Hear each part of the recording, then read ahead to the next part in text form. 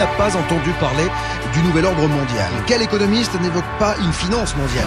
On nous dit que sans cette gouvernance mondiale, l'avenir n'est pas possible. Derrière toutes ces déclarations, que se cache-t-il véritablement? Certains disent les francs-maçons, d'autres les Illuminati, et certains vont jusqu'à prononcer le mot extraterrestre. Pour bien comprendre tout cela, j'ai appelé l'homme des secrets. Je dirais même du top secret. Rock Soccer. Salut Rock. Oui, bonjour Bob. Comment ça va? Ça va bien. Bon, impeccable. Ravi de t'accueillir une nouvelle fois, Rock. On va évoquer bien sûr ce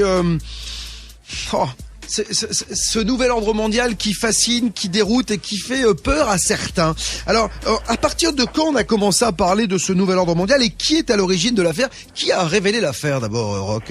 En fait, celui qui a révélé l'affaire, le plus grand ennemi, le farouche ennemi du nouvel ordre mondial était un journaliste canadien. Il s'appelait Serge Monast. Ah. Et c'est lui qui va vraiment dénoncer l'agenda entre guillemets Illuminati, puisque là dans l'émission on va parler d'un sujet un peu culte de la conspiration, qui est le programme Bluebeam. Et ce programme Bluebeam a été révélé au début des années 90 par ce journaliste. Alors c'est vraiment une figure, c'est une figure incontournable de la conspiration. Il faut savoir qu'il est mort en 96. Quelques années seulement après avoir fait ses révélations. Naturellement ou un accident Alors, il est mort, il avait 51 ans, et il est mort dans des circonstances assez douteuses, on va dire, et on a parlé de crise cardiaque. Donc ça, c'est après, évidemment, là, on est aussi c'est cultissime par rapport à la conspiration. C'est tragique, c'est la mort d'un homme, mais en plus, il est jeune, 51 ans, et il va mourir d'une crise cardiaque alors que c'est quelqu'un qui va avoir dénoncé le premier, il faut savoir, le premier, même avant les anglo-saxons, le programme de la puce électronique, vous savez, l'implant. Bien sûr, RFID. La RFID. Et donc c'est ce bonhomme-là. On est dans les années 90. On est dans ces figures des années 90. C'est vraiment les premiers révélateurs de la conspiration. C'est des gens hyper informés, journalistes, et qui ont des réseaux très haut placés, qui vont leur parler de programmes nés dans le cerveau d'employés, d'officiers de certaines officines. Oui, on s'aperçoit que dans ces cas-là, la crise cardiaque, elle a souvent bon dos, quand même. Elle marche bien. C'est vrai qu'il y a quelques cas comme ça de personnes qui ont un peu trop parlé, et soit c'est la crise cardiaque, soit c'est le cancer dans les 2 ans. Ouais, bien sûr. C'est alors, un grand classique. On parle de nouvel ordre mondial. On va écouter. J'ai sorti pas mal de déclarations d'hommes politiques concernant ce nouvel ordre mondial, parce que je me suis aperçu que c'est vrai qu'à partir des années 90, on commence à évoquer de plus en plus ce nouvel ordre mondial. On voit des gens aux 4 coins de la planète évoquer ce nouvel ordre mondial. Et puis, côté français, bien sûr, on n'est pas en reste, avec notamment, Nicolas Sarkozy en 2008. C'est le 23 octobre, il est en meeting, et écoutez ce qu'il dit. Cette crise marquera sans doute pour l'histoire le commencement véritable du XXIe siècle. Le moment où tout le monde aura compris qu'il était temps de changer, temps de donner un nouveau visage à la mondialisation, temps de construire un nouvel ordre mondial, politique, économique, social, assis sur de nouveaux principes et de nouvelles règles. Alors quand on entend ça, moi je suis spectateur de ce meeting, bon j'y étais pas, mais en tout cas je me dis tiens, le mec se dit que on ne peut pas aller contre la mondialisation, il va falloir que l'on se serre les coudes. On se dit au début tiens, c'est pas mal finalement, il va falloir faire tomber les frontières, les dogmes, etc. Puis on va avancer. Et puis c'est beaucoup plus machiavélique que ça. Effectivement, donc on a vu depuis les années début 90 pas mal de chefs d'État. Ça a commencé avec Bush senior, mais ensuite son fils, Obama aussi, le pape lui-même, et puis Sarkozy à plusieurs reprises. Une première fois, un discours aux ambassadeurs, il avait annoncé donc le nouvel ordre mondial en disant que nul ne pourrait y résister. Et je peux vous dire une troisième chose. On ira ensemble vers ce nouvel ordre mondial. Et personne, je dis bien, personne ne pourra s'y opposer. Ne pourra résister au nouvel ordre mondial. C'est un peu comme un code, comme une marque du plan Illuminati, une signature subliminale. C'est comme ça que, en tout cas, le conçoivent les conspirationnistes. Et Serge Monast qui a été le premier à révéler tout ça. C'est ça qui est incroyable parce que à côté de ça, quand on sort du cadre genre c'est bien pour vous, on est tout de suite taxé de complotiste, c'est-à-dire que voilà, on est dans la théorie du complot. Et alors c'est assez marrant parce qu'on a la sensation aussi qu'il y a une certaine catégorie de journalistes qui adhèrent complètement à ce nouvel ordre mondial. Hein. Bien sûr. Alors en plus, le terme complotiste, c'est un nouveau terme qu'ils ont inventé, hein, parce que normalement c'est conspirationniste à la base, mais c'est une façon encore plus de réduire encore plus les gens qui se posent des questions, si vous voulez, sont des complotistes. Ouais. C'est vraiment le niveau encore en dessous du dessous.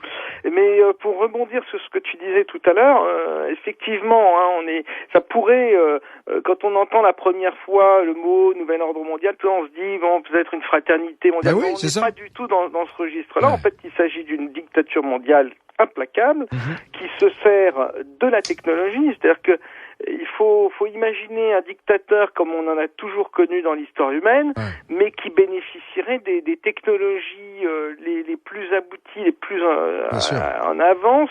Aujourd'hui, ça voudrait dire que c'est un monde aseptisé qui serait créé en très peu de temps, avec une humanité réduite à l'état de robot qui perdrait définitivement son libre arbitre. Hein, c'est-à-dire que c'est 1984 d'Orwell, avec un mélange de monde parfait. Oui, c'est Big Brother, quoi. C'est tout simplement ça, quoi. Voilà, c'est ça. Et donc là, on n'est plus du tout. Enfin, il y a plus grand-chose de bon à attendre de ce genre de nouvel ordre mondial, si tu veux mon avis. Et alors, on n'est pas dans le monde, dans le nouvel ordre mondial des bisounours. Ouais, c'est ça. Et pour ça, il faudra repasser, quoi. Alors ce soir, jusqu'à 23h avec Rock Soccer du magazine Top Secret, nous parlons du Bluebeam Project parce qu'on va le détailler, ce projet, ce nouvel ordre mondial. Celui qui a révélé cette affaire, Rock, tu le disais, c'est Serge Monast, donc ce Canadien. Il a défini ce projet en plusieurs phases, lui. Absolument. Hein, donc le projet Bluebeam, donc son objectif, c'est d'aider à l'instauration d'une nouvelle ordre mondial, et pour ça, le nouvel ordre mondial dont on parlait il y a 5 minutes, il va avoir besoin d'une philosophie commune à tous les peuples. Et en fait, de philosophie sera une religion, parce que on connaît rien de tel pour tenir les masses qu'un bon culte religieux. Et ça marche comme ça depuis des millénaires, il n'y a pas de raison de changer de méthode. C'est pas prêt de s'arrêter. Voilà. Et l'instauration de cette religion nouvelle, c'est le secret, c'est l'articulation principale du contrôle mondial. Sans ça, il n'y a pas de nouvel ordre mondial possible. Et donc, pour imposer cette religion, la méthode, c'est l'opération Bluebeam. C'est un programme qui a déjà commencé. Dans la première phase qui était dénoncée par Serge Monast a déjà commencé. C'est une phase psychologique. Et cette première phase, c'est la remise en cause de l'ordre ancien. C'est la remise en cause des valeurs, des connaissances scientifiques, mais ça passe aussi par des découvertes archéologiques qui vont montrer l'erreur, la falsification des doctrines du passé. Non, mais alors ça veut dire quoi? Ça veut dire que, là encore une fois, si je prends le bon côté de la chose, je me dis finalement ils vont peut-être expliquer qui a fait les pyramides, l'île de Pâques, etc. Très juste. Eh oui. Très juste. Bah exactement ça, c'est exactement ça. Tu sais, on n'attrape pas les mouches avec du vinaigre.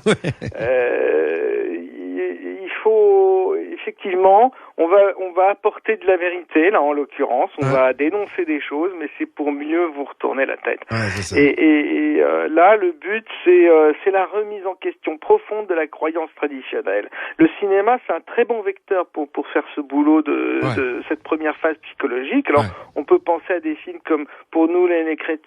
Pour les chrétiens, ça va être les films comme Le Tombeau. Ouais, génial. Encore le Da Vinci Code. Alors, Le Tombeau, c'est avec Antonio Banderas, je crois, hein, c'est absolument, ça? Absolument, absolument, où il découvre la tombe donc d'un personnage qui aurait été Jésus, enfin, etc. Ça. Et donc ça démontre. Enfin, et on va pas raconter on va pas spoiler, comme on dit, mais et puis alors il y a le Da Vinci Code, qui est aussi dans ce registre-là, mais il y a dans la vraie vie, il y a des découvertes archéologiques, des découvertes d'évangiles apocryphes, etc. Il y a toute une remise en question des traditions et des religions anciennes, qui sont en réalité qui procèdent d'une préparation psychologique des populations. Hein.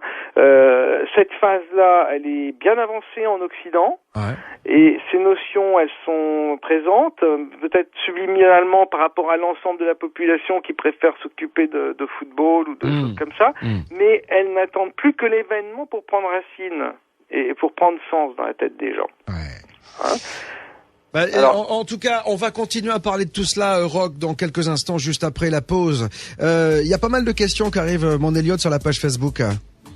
Ah oui, il y a une question pour savoir si effectivement dans le projet Bluebeam, il n'est pas prévu de réduire la population sur Terre, passer de 7 milliards à 2 milliards, on nous dit. Alors ça, Roch, quel est ton point de vue là-dessus ? Ça fait partie, c'est ce que je disais tout à l'heure en parlant de nouvel ordre mondial, ça fait partie donc du programme du nouvel ordre mondial. C'est un plan qui se décline sous plusieurs appellations. C'est qu'on n'est pas vraiment à proprement parler dans le domaine du Bluebeam, mais on est dans le domaine du nouvel ordre mondial, puisque comme je vous disais, avec la technologie, rien de plus facile que stériliser une population via l'alimentation, via des programmes alimentaires ou de la vaccination, etc. Et auquel cas, vous avez votre population qui va se réduire naturellement. Si vous voulez y aller plus brutalement, plus rapidement, vous avez des épidémies, etc. Enfin, c'est ce que j'ai appelé la dictature aseptisée. On rentre dans une dictature où il y a très peu de gens qui vivent un peu dans des trucs sous cellophane, très propre, très machin. C'est le meilleur des mondes. Alors, Roch, je te propose d'écouter François Hollande, cette fois-ci, qui est depuis 1 an et quelques semaines maintenant notre président de la République. Et voilà ce qu'il disait en université d'été au PS, c'était en 2008. Alors jamais la nécessité d'un nouvel ordre international n'a paru aussi nécessaire autour de 3 principes que nous portons depuis des années. Les socialistes, mais pas simplement les socialistes. Tous ceux qui ont une conception multilatérale de l'organisation du monde. Voilà, une organisation unilatérale, en fait, une pensée unilatérale. C'est-à-dire que c'est ça qui fait un peu peur, parce que moi, on m'a toujours dit que les différences c'était je sais pas, quelque chose de positif, non? Oui, mais attention, Bob, tu vas finir par devenir un conspirationniste. Hein.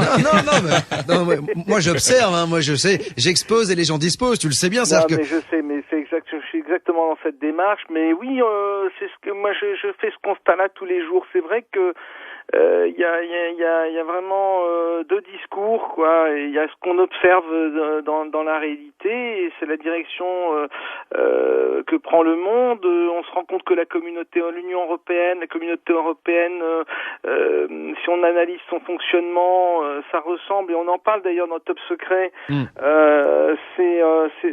ça ressemble vraiment de plus en plus à une étape obligée vers ce nouvel ordre mondial, vers cette dictature mondiale. Donc il y a énormément à réfléchir, à penser là-dessus. On a vu que c'était une remise en question de l'ordre ancien, des philosophies anciennes, des doctrines et même des connaissances scientifiques anciennes, mais il faut aussi voir qu'il y a une nouvelle philosophie qui est derrière, qui a été aussi amenée, hein, donc celle du discours politique, mais aussi pour revenir au Bluebeam, un discours plus philosophique, plus religieux, qui va être véhiculé par toutes les idées New Age qui ont eu cours depuis 30 ans, qui se répandent à travers le monde, à travers les continents. Et alors c'est les idées des frères de l'espace qui prennent soin de nous, qui arrivent pour nous sauver, si vous voulez. Et donc ces idées New Age, elles aussi, depuis 30 ans, 40 ans, elles ont fait leur chemin. Elles ont été imaginées, favorisées par des officines secrètes, il faut le savoir. Et là aussi, le cinéma a joué un rôle important. Donc dans cette nouvelle philosophie qui est en germination, si tu veux. On a le film Prometheus, par exemple, qui prépare bien les populations à l'idée des dieux extraterrestres. Et voilà, même si dans le film, en l'occurrence, les extraterrestres sont des méchants, ce sera pas le cas dans le programme Bluebeam. Je vous conseille d'ailleurs de voir ce film, qui est pas un très grand film, en tout cas, il est intéressant, c'est vrai, parce que il permet d'avoir une certaine philosophie. Alors, dans la deuxième phase de ce projet Bluebeam, révélé et répertorié par Serge Monas, qui a été le premier à évoquer ce Bluebeam Project, il y a quelque chose qui est assez déroutant, c'est la projection holographique. Et c'est pour ça qu'on a dit que la NASA pourrait être derrière également, ou en tout cas partie prenante de ce Bluebeam Project. Bien sûr, toutes ces agences-là, qui sont des agences militaires, la NASA, faut pas oublier quand même que 90% de ces opérations sont quand même des opérations militaires, sont partie prenante dans le programme Bluebeam. Tout ce qui est au plus haut niveau scientifique, c'est le programme Bluebeam. Seront en charge de ce programme. La seconde phase, dénoncée par Serge Monad, c'est le choc. C'est-à-dire, c'est une gigantesque mise en scène spatiale, effectivement à l'aide d'hologrammes optiques et puis sonores. Et tout ça en 3 dimensions. C'est une projection laser d'images holographiques en divers endroits du monde. On a vu hier avec la révolution en Égypte, les gens avec les lasers qui éclairaient des hélicoptères dans le ciel. Il faut imaginer ce que ça peut être comme laser quand c'est entre les mains de la NASA, de la NSA et des gens comme ça. Et en fait, quelles sont les images qu'on va avoir parce que si on décide de nous balancer des hologrammes, donc des projections holographiques, c'est pourquoi? C'est pour qu'on voit Dieu, pour qu'on voit un Messie? Absolument. Ah bon? C'est un son et lumière qui va être disposé donc dans la haute atmosphère, toujours selon Serge Monad. Mais il faut voir ça, c'était dans les années 90. Les gens l'écoutaient, ils avaient des yeux ronds, ils disaient mais il est fou ce gars. Et donc visible depuis le sol à des centaines de kilomètres à la ronde, puisque c'est dans la haute atmosphère, vous avez l'écran qui est très très haut, tout le monde voit ça. Personne ne peut manquer le spectacle. Et qu'est-ce qu'on va voir? On va recevoir, chacun en fonction de son pays et de ses croyances, va recevoir une image en accord avec la foi dominante de son pays. Et oui, mais alors moi, il y a un truc. Je vois qu'aujourd'hui encore, il y a quand même des tensions dans le monde. Est-ce que toutes ces tensions vont disparaître? Est-ce que ça voudrait dire que déjà derrière toutes ces tensions, c'est un peu un leurre et que de toute façon, quoi qu'il en soit, il y a des réunions sous le manteau dans lesquelles on fomente déjà l'avènement de ce nouvel ordre mondial? On sait bien que, là je n'ai pas les réponses par rapport à ça, mais on sait bien qu'une des grandes théories par rapport à la conspiration, c'est qu'il faut créer des crises pour pouvoir apporter des solutions. C'est le système action-réaction. Et donc forcément, on peut supposer que certaines crises soient en fait provoquées artificiellement pour pouvoir apporter la solution qui convient et qui est dans l'intérêt de cette élite mondialiste. Alors là, on est vraiment dans la théorie du complot, c'est-à-dire qu'on fait, on rend malade le monde pour lui trouver en fait le médicament. Ça peut fonctionner comme ça. Peut-être que dans la vie, on peut se comporter aussi comme ça au quotidien sans même s'en rendre compte. Après, vous savez, il y a des gens, c'est leur travail d'imaginer toutes sortes de choses. Et tu penses qu'on sera psychologiquement, toi tu dis que le cinéma aujourd'hui est en train justement de nous envoyer un peu comme quand on parle d'extraterrestres, des infos pour nous mettre dans un état de réceptivité optimum? Absolument, on peut penser qu'il s'agit effectivement d'une préparation psychologique. La graine est plantée, après les circonstances peuvent la faire germer ou pas. Si vous imaginez le spectacle haut en couleur, le son et lumière auquel les gens vont assister, il faut comprendre que ils entendront la voix de Dieu. Qui parlera dans toutes les langues. Et chacun entendra clairement le message. Alors, s'il y a des tensions, on leur dira maintenant, il faut vous embrasser les uns les autres, ou que sais-je. Vous voyez tu vois ce que je veux dire? Moi, ce que je trouve génial, c'est que il y a quand même, il y aura toujours des gens. Ça me fait toujours penser au film, tu sais. On se souvient, je crois que c'était même dans Highlander, où il y avait une population qui vivait sous terre, etc. Dans tous ces films, tu sais, où t'as toujours un clan de rebelles qui veut pas se soumettre au diktat. Et on a la sensation qu'aujourd'hui, des gens qui réfléchissent un petit peu, qui voient un petit peu plus loin que le bout de leur nez, ils vont refuser ça quand même. Alors, ça va être très très difficile de ne pas céder à cette séduction. D'abord, il y aura la masse, 95% des gens qui seront à fond là-dedans. C'est le show spatial, les projections d'images, etc. Ça va être utilisé pour simuler la fin des temps parmi les nations. Donc, faut imaginer le choc. C'est ce que les peuples seront témoins de scènes qu'ils attendent depuis des siècles. C'est-à-dire, c'est des scènes représentant les prophéties de toutes les religions et les événements que chacun a eu comme rêve, c'est-à-dire le retour du Messie, etc. Tout ça sera projetés grâce à un vaste réseau de satellites. Et franchement, va être très dur pour les 5% de personnes qui ne sont pas dupes d'expliquer aux gens, mais attendez, tout ça c'est du bidon, on vous l'avait expliqué avec le Bluebeam.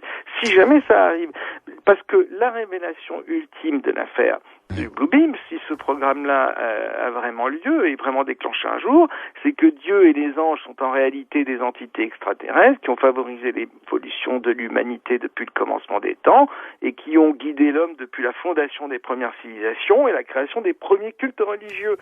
C'est une révolution dans la tête. Alors évidemment que ça sentira l'arnaque, mais ce sera très difficile de résister parce que ils vont pas faire ça n'importe quand. Ils feront ça à un moment où l'humanité aura connu une période de traumatisme. Oui, c'est ça, mais guerre. En quoi on peut imaginer quoi dans les 20, 30, 50 prochaines années? C'est quelque chose comme ça pour que tout le monde soit. Ça peut être plus rapide, mais donc on risque de le vivre nous encore. Ouais, on peut supposer qu'on puisse le vivre. Oui, c'est peut-être une question de décennie. Si jamais ces gens-là décident d'aller au bout de leur programme, les choses peuvent encore changer. Rien n'est inéluctable. Mais en tout cas, s'ils le font, ils le feront vraiment après une crise terrible et sous le choc, les populations accepteront comme logique ce qui leur a toujours paru inconcevable. Et puis bon, là, après les gens déchanteront, mais dans un premier temps, ils prendront la main qui leur est tendue. Et pour t'expliquer à quel point ce sera difficile, c'est qu'il y a le troisième effet qui se coule, il y a la troisième phase de ce programme là, qui est le coup de grâce, c'est que les gens entendront des voix à l'intérieur de leur conscience, c'est-à-dire qu'ils auront l'impression que Dieu leur parle directement dans la tête. Oula. Cette technologie, le pire, c'est qu'elle est peu connue, mais elle existe depuis longtemps. C'est-à-dire qu'en fait, c'est comme s'il y avait une machine qui nous envoyait des messages télépathiques.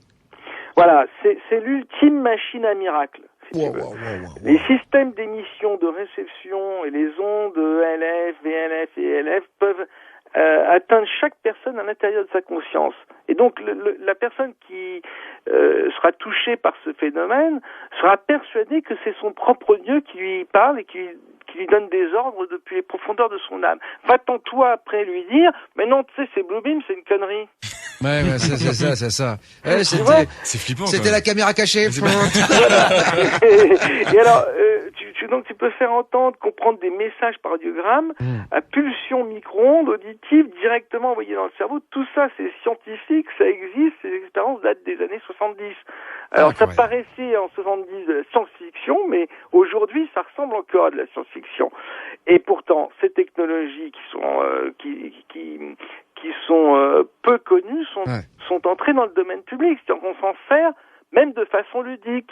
C'est fun, c'est rigolo. Il y a des opérations publicitaires, commerciales, où tu as des passants qui passent sur le trottoir, ils sont tout un groupe, et la pub choisit un secteur de 30 cm si tu veux, sur le trottoir, et il n'y a que la personne qui passe à cet endroit-là qui va entendre le message publicitaire. Alors, tous ses voisins, les autres, qui sont à 1 mètre de lui, n'entendront rien.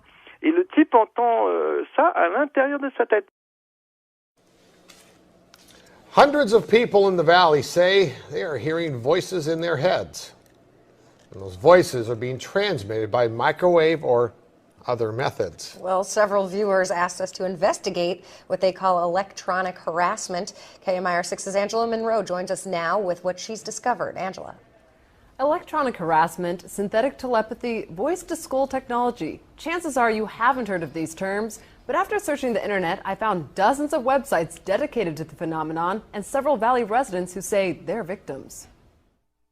How much more can you invade me than to go into my brain? It sounds like somebody else is reading the book, only it's thoughts. We're not having a group hallucination. This is actually something that's happening. These men all live in the area, didn't know each other before the voices started and say someone is playing mind games with them. Mostly it's a lot of derogatory comments about whatever you're thinking about. Kevin Bond says he used to have a normal life. I was living in the San Diego area, I was clerking for a federal judge, and I noticed that I was being followed by a whole bunch of people. According to the websites, what Bond is describing is called gang stalking. He moved to Palm Springs to escape. I started hearing, as you'll hear, hearing voices and what they'll call voice to skull or microwave hearing. Bob Stansfield says his experience was similar and started a decade ago. They were active in following me around here, and I started hearing the voices a little bit after the vehicular stalking. Randall Ringer says the voices started when he was undergoing chemotherapy. The first thing that was said was Randall Ringer. And I sat up straight and I went to into the bathroom and I looked in the mirror. Looked myself in the eyes and I said, did that really happen? Bond says he's found more than 300 victims locally and is tracking others across the state through billboards. In Johnson Valley, a Freedom House just opened to help people who believe they are being targeted. To many of you who find yourselves the object of covert harassment, that there is hope and that you are not alone, and that we are striving to find legislation and we're working towards freedom for all. Derek Robinson leads a national group called Freedom from Covert Harassment and Surveillance. He says he knows who's playing mind games. Rogue government officials that are sponsoring this, also corrupt business officials, and private citizens. And he also told us how. Most of it is delivered by microwave, and I believe it's satellite delivered. Bond says neurotransmitter chips that run off body electricity have been inserted into some people. And they assign cell phone numbers to them. The cell phone numbers are then run through a computer, and a computer translates your thoughts. This crime has been available to the military for 60 years. Donc, ça c'est des coups de pub qui ont été faits aux États-Unis, qui montrent bien que cette technologie, elle exige, je n'invente rien, et Menace n'inventait rien. Et puis lui, et puis d'autres scientifiques, il y a même un prix Nobel, Baker, qui a parlé de ça dans un livre des années 70. Mais vous imaginez la possibilité qu'offre ce genre de technologie en termes de simulation de miracles. C'est terrifiant. Tu imagines, Bob, le nombre de Jeanne d'Arc qu'il va y avoir demain. Bien sûr. Pour le coup. Rock Sucker est avec moi ce soir du magazine Top Secret. Rock, c'est à la fois fascinant et à la fois effrayant, ce Bluebeam Project. Fascinant parce que on s'aperçoit que technologiquement, on est à un stade et on est allé très très loin dans la manipulation. Tu sais, j'écoutais une station d'info ce matin qui évoquait le Human Brain Project. On est en train aujourd'hui de recréer un cerveau avec la conscience. Tu sais qu'on a les imprimantes 3D aujourd'hui. Et donc, on est en train de recréer un cerveau avec de la conscience. Ça veut dire que demain, on risque d'avoir un robot avec un vrai cerveau et qui va nous parler. Voilà. Et qui va réfléchir, surtout. Qui va pas que parler, qui va réfléchir. Donc, on se dit que technologiquement, on sait pas où est-ce que ça va s'arrêter. Et si on arrive à faire ça, alors pour le coup, on va créer un dieu qui pourra nous parler, agir et nous faire aller, mais comme des moutons, là où il veut, hein. Absolument, et puis ce sera quelqu'un qui simulera, qui fera croire qu'il est un dieu. Bien sûr. Et on est arrivé effectivement au niveau des dieux. C'est-à-dire que c'est un peu l'histoire de Babel qui se profile là. Alors quel rapport avec ces fameux Illuminati?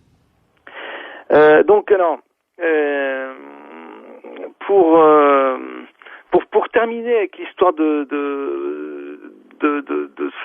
ce truc des voix dans la tête, là, on n'est pas là pour faire un cours de physique, mais il faut que les gens pensent maillage satellite autour de la planète, HAARP, modification du champ magnétique, et donc de la chimie du corps humain. Et tout ça va faire que le jour où s'est déclenché cette affaire-là, vous avez le corps la chimie du corps humain qui est modifiée, donc l'état de conscience des personnes qui est modifié. Vous allez avoir des milliers de Jeanne d'Arc qui vont être placées dans des sortes de transes ou d'extase mystique. Et là, ça va être très chaud pour tout le monde. Donc là, vous rentrerez vraiment dans un monde nouveau et qui va s'appeler le nouvel ordre mondial, qui est le rêve des Illuminati.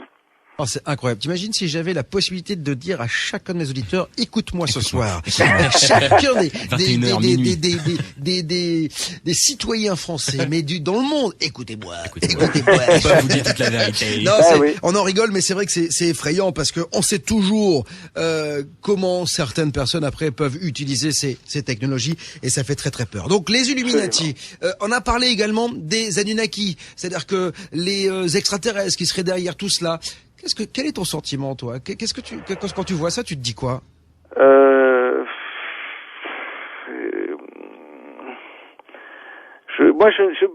je n'ai que des questions. J'ai aussi des hypothèses, mais ça nous entraînerait vraiment trop loin et ça nous éloignerait du Blue Beam.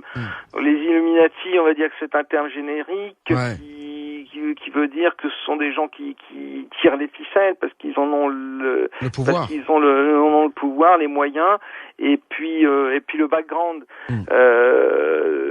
Alors on pourrait imaginer que ce sont effectivement des gens qui ont reçu le pouvoir. Si on se réfère au texte ancien, au texte sacré, etc., parce que ils sont de la lignée des extraterrestres, des fameux extraterrestres ou des fameux dieux ou faux dieux qui ont influencé l'histoire des hommes. Et puis je crois qu'il faut vraiment que les gens comprennent, c'est que on devrait tous se poser des questions. Ça fait partie du boulot. On est là pour essayer de chercher une vérité et de rester ouvert et tolérant à toutes et puis surtout toujours responsable de nos vies et de notre propre bonheur et que ce soit pas quelqu'un qui essaye là de la diriger, quoi. Donc tout simplement. Oui, et de nous dire ce sur quoi on a le droit de réfléchir et puis ce qu'il faut laisser tomber. Je crois qu'il faut être fort de ce côté-là et décider de soi-même, de savoir quelles sont les questions qu'on a envie de creuser. Pour en revenir au Blue Beam, moi je ne sais pas s'il faut y croire. C'est à chacun aussi de se faire son idée. Mais en tout cas, s'il y a vraiment une volonté d'instaurer de nouvel ordre mondial, ça passera forcément par une religion commune. Parce que la religion, c'est vraiment fondamentalement ce qui divise l'humanité. Et il y a même à l'intérieur même des religions, il y a encore des divisions, etc. Bon, le Blue Beam, c'est le programme pour instaurer cette nouvelle religion. On va continuer à en parler, si tu le veux bien, Roch, juste après la pause de ce Blue Beam Project. On verra également que on va parler de déstabilisation et de fanatisation, peut-être avec l'antéchrist, parce que peut-être qu'il va falloir créer, bien sûr, une religion commune. Mais est-ce que c'est pas le mal qui va reprendre, qui va nous être proposé, ou en tout cas celui qui est caché en embuscade. Vous avez frappé à la bonne porte si vous pensez que l'on nous ment, que l'on nous cache des choses. Ici, j'expose toute la vérité entre 21h et minuit. Et tout à l'heure, du côté de 23h, nous aurons Yannick Lecam pour évoquer quelque chose d'assez incroyable, le conscient et le subconscient. Et voilà, il s'en passe des choses dans notre tête. Vous verrez tout cela dans quelques instants. Et puis, en dehors de notre tête, en tout cas, notre tête intéresse beaucoup de monde, et notamment ceux qui sont derrière le Blue Beam Project, puisqu'il semblerait que avec les nouvelles technologies, on puisse influencer nos vies grâce à des messages subliminaux que l'on percevrait. En tout cas, on parle de tout cela avec Roch Soccer ce soir, du magazine Top Secret, le Blue Beam Project, qui a été pour la première fois révélé par Serge Monas, donc un journaliste canadien. Je disais, Roch, juste avant la pause, que on va évoquer bien sûr cette religion commune. Déjà, il va falloir que chacun accepte qu'il n'y ait plus qu'une seule religion. Donc, quel est le travail qui va être fait pour que les gens acceptent tout cela, quand même? C'est quand même assez dingue. Et on a l'antéchrist, parce que ça, c'est quelque chose qui revient énormément quand on évoque le Blue Beam Project.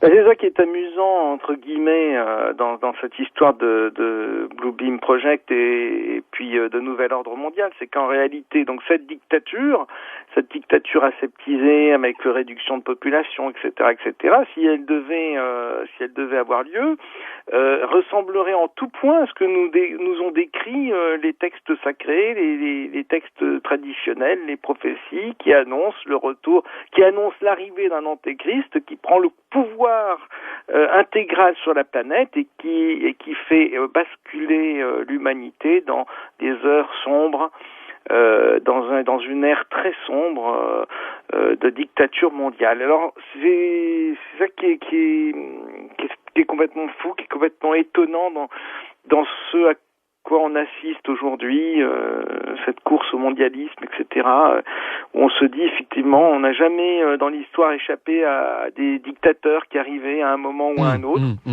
Si demain on a un nouveau Hitler qui arrive, ça va être très chaud parce qu'il aura tous les moyens technologiques pour ne jamais perdre le pouvoir derrière, quoi. Oui, parce que le grand danger, il est là finalement. C'est-à-dire qu'on a eu toujours des dictateurs, mais qui avaient des gens qui se battaient contre lui. Mais là, si on se dit que tous les gens qui sont les plus grands de ce monde vont se mettre d'accord pour finalement diriger la planète, c'est-à-dire qu'ils vont être une dizaine ou une quinzaine à diriger le monde, ça va être l'horreur. C'est-à-dire qu'ils vont avoir les moyens technologiques et les moyens financiers. Ce sera peut-être pas les chefs d'État actuels. Non, mais ça peut. C'est un nouvel ordre mondial, donc de nouvelles personnes. Ceux qu'on a connus seront été les chevilles ouvrières qui auront été amenées à aboutir au nouvel ordre mondial. Ensuite, on rentre avec le Blue Beam, et là, je peux t'assurer que on rentre complètement dans un autre paradigme avec d'autres personnes. Simplement, en parallèle à ça, Serge Monast expliquait que il y avait le programme d'implantation de la RFID.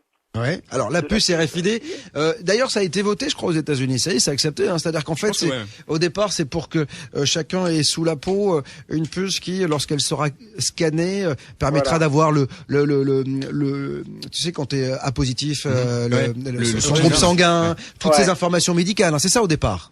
Au départ, c'est ça.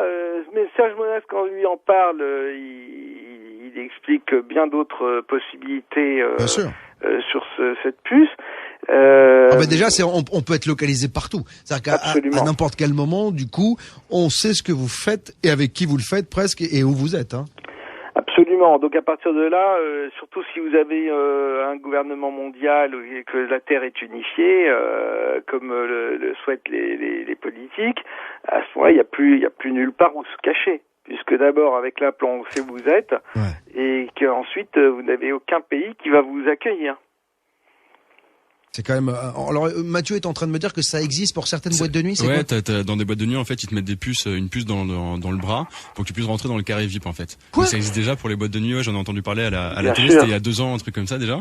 Et c'est assez flippant. Tu passes ton bras comme ça devant un lecteur et c'est bon, tu peux rentrer. Bien sûr, les gens se font implanter pour ce genre de choses. Bon, on a commencé ça avec les animaux domestiques. Hein, vous savez.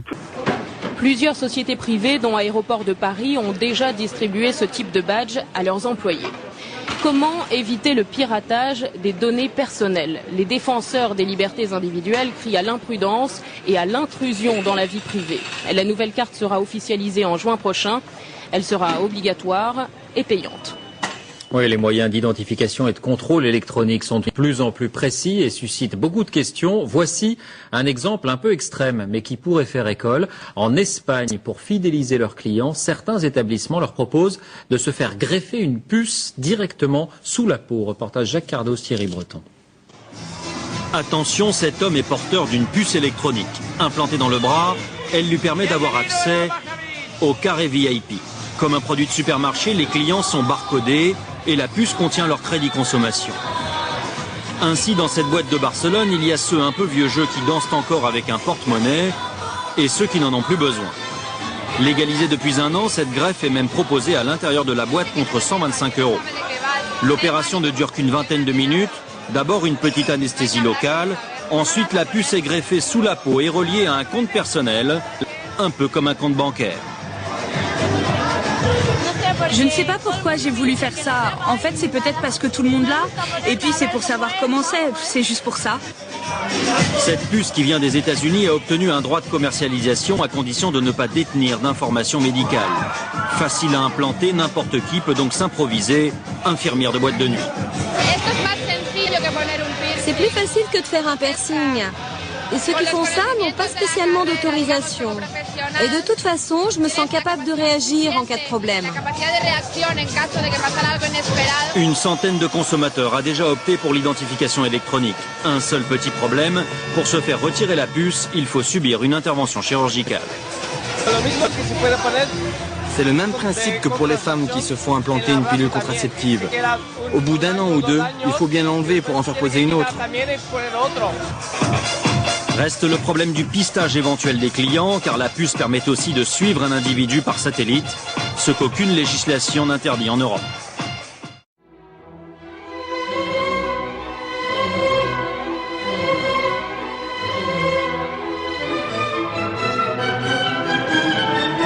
Bonjour Jacques Attali. Bonjour. Alors aujourd'hui nous allons parler de l'avenir de la radio-identification, souvent identifiée sous le sigle de RFID. Alors qu'est-ce que c'est ? C'est une méthode pour mémoriser et transmettre des données qui sont stockées sur des radioétiquettes composées d'une puce électronique et d'une antenne, qui permet de recevoir et répondre aux requêtes radio émises depuis un émetteur-récepteur. Alors ces radioétiquettes, elles sont introduites dans des produits ou collées sur des objets, mais elles peuvent aussi être implantées dans des organismes vivants. On a le sentiment que c'est quelque chose de très nouveau, alors qu'en fait, ça existe depuis très longtemps.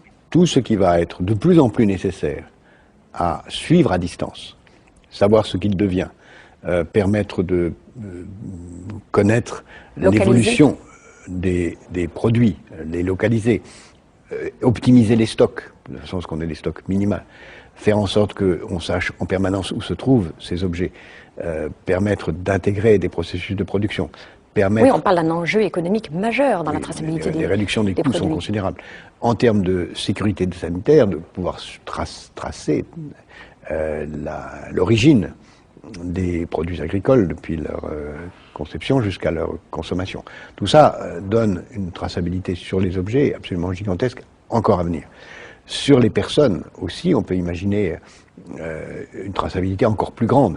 Parce que sur les objets, on connaît, mais sur les organismes vivants, que ce soit les animaux ou les êtres humains, qui pourront avoir une puce électronique implantée dans le corps. Mais avant de parler de l'implantation des organismes vivants, il faut regarder tout ce qui va se passer aussi sur les moyens de paiement et sur la surveillance même dans la vie quotidienne de nos enfants ou de nos petits-enfants. To think something so small can connect you to everything that matters. When your life and all you love are on the line. HealthLink is always with you when every second counts in the emergency room, providing immediate access to your medical records. Because Bob has trouble remembering all his medications. Because I'm in love with my kids' kids. Because my car lost control while driving. Because now I'm looking out for both of us.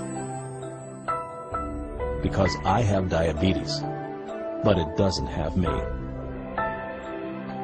Because I spend my life in the ER trying to save yours.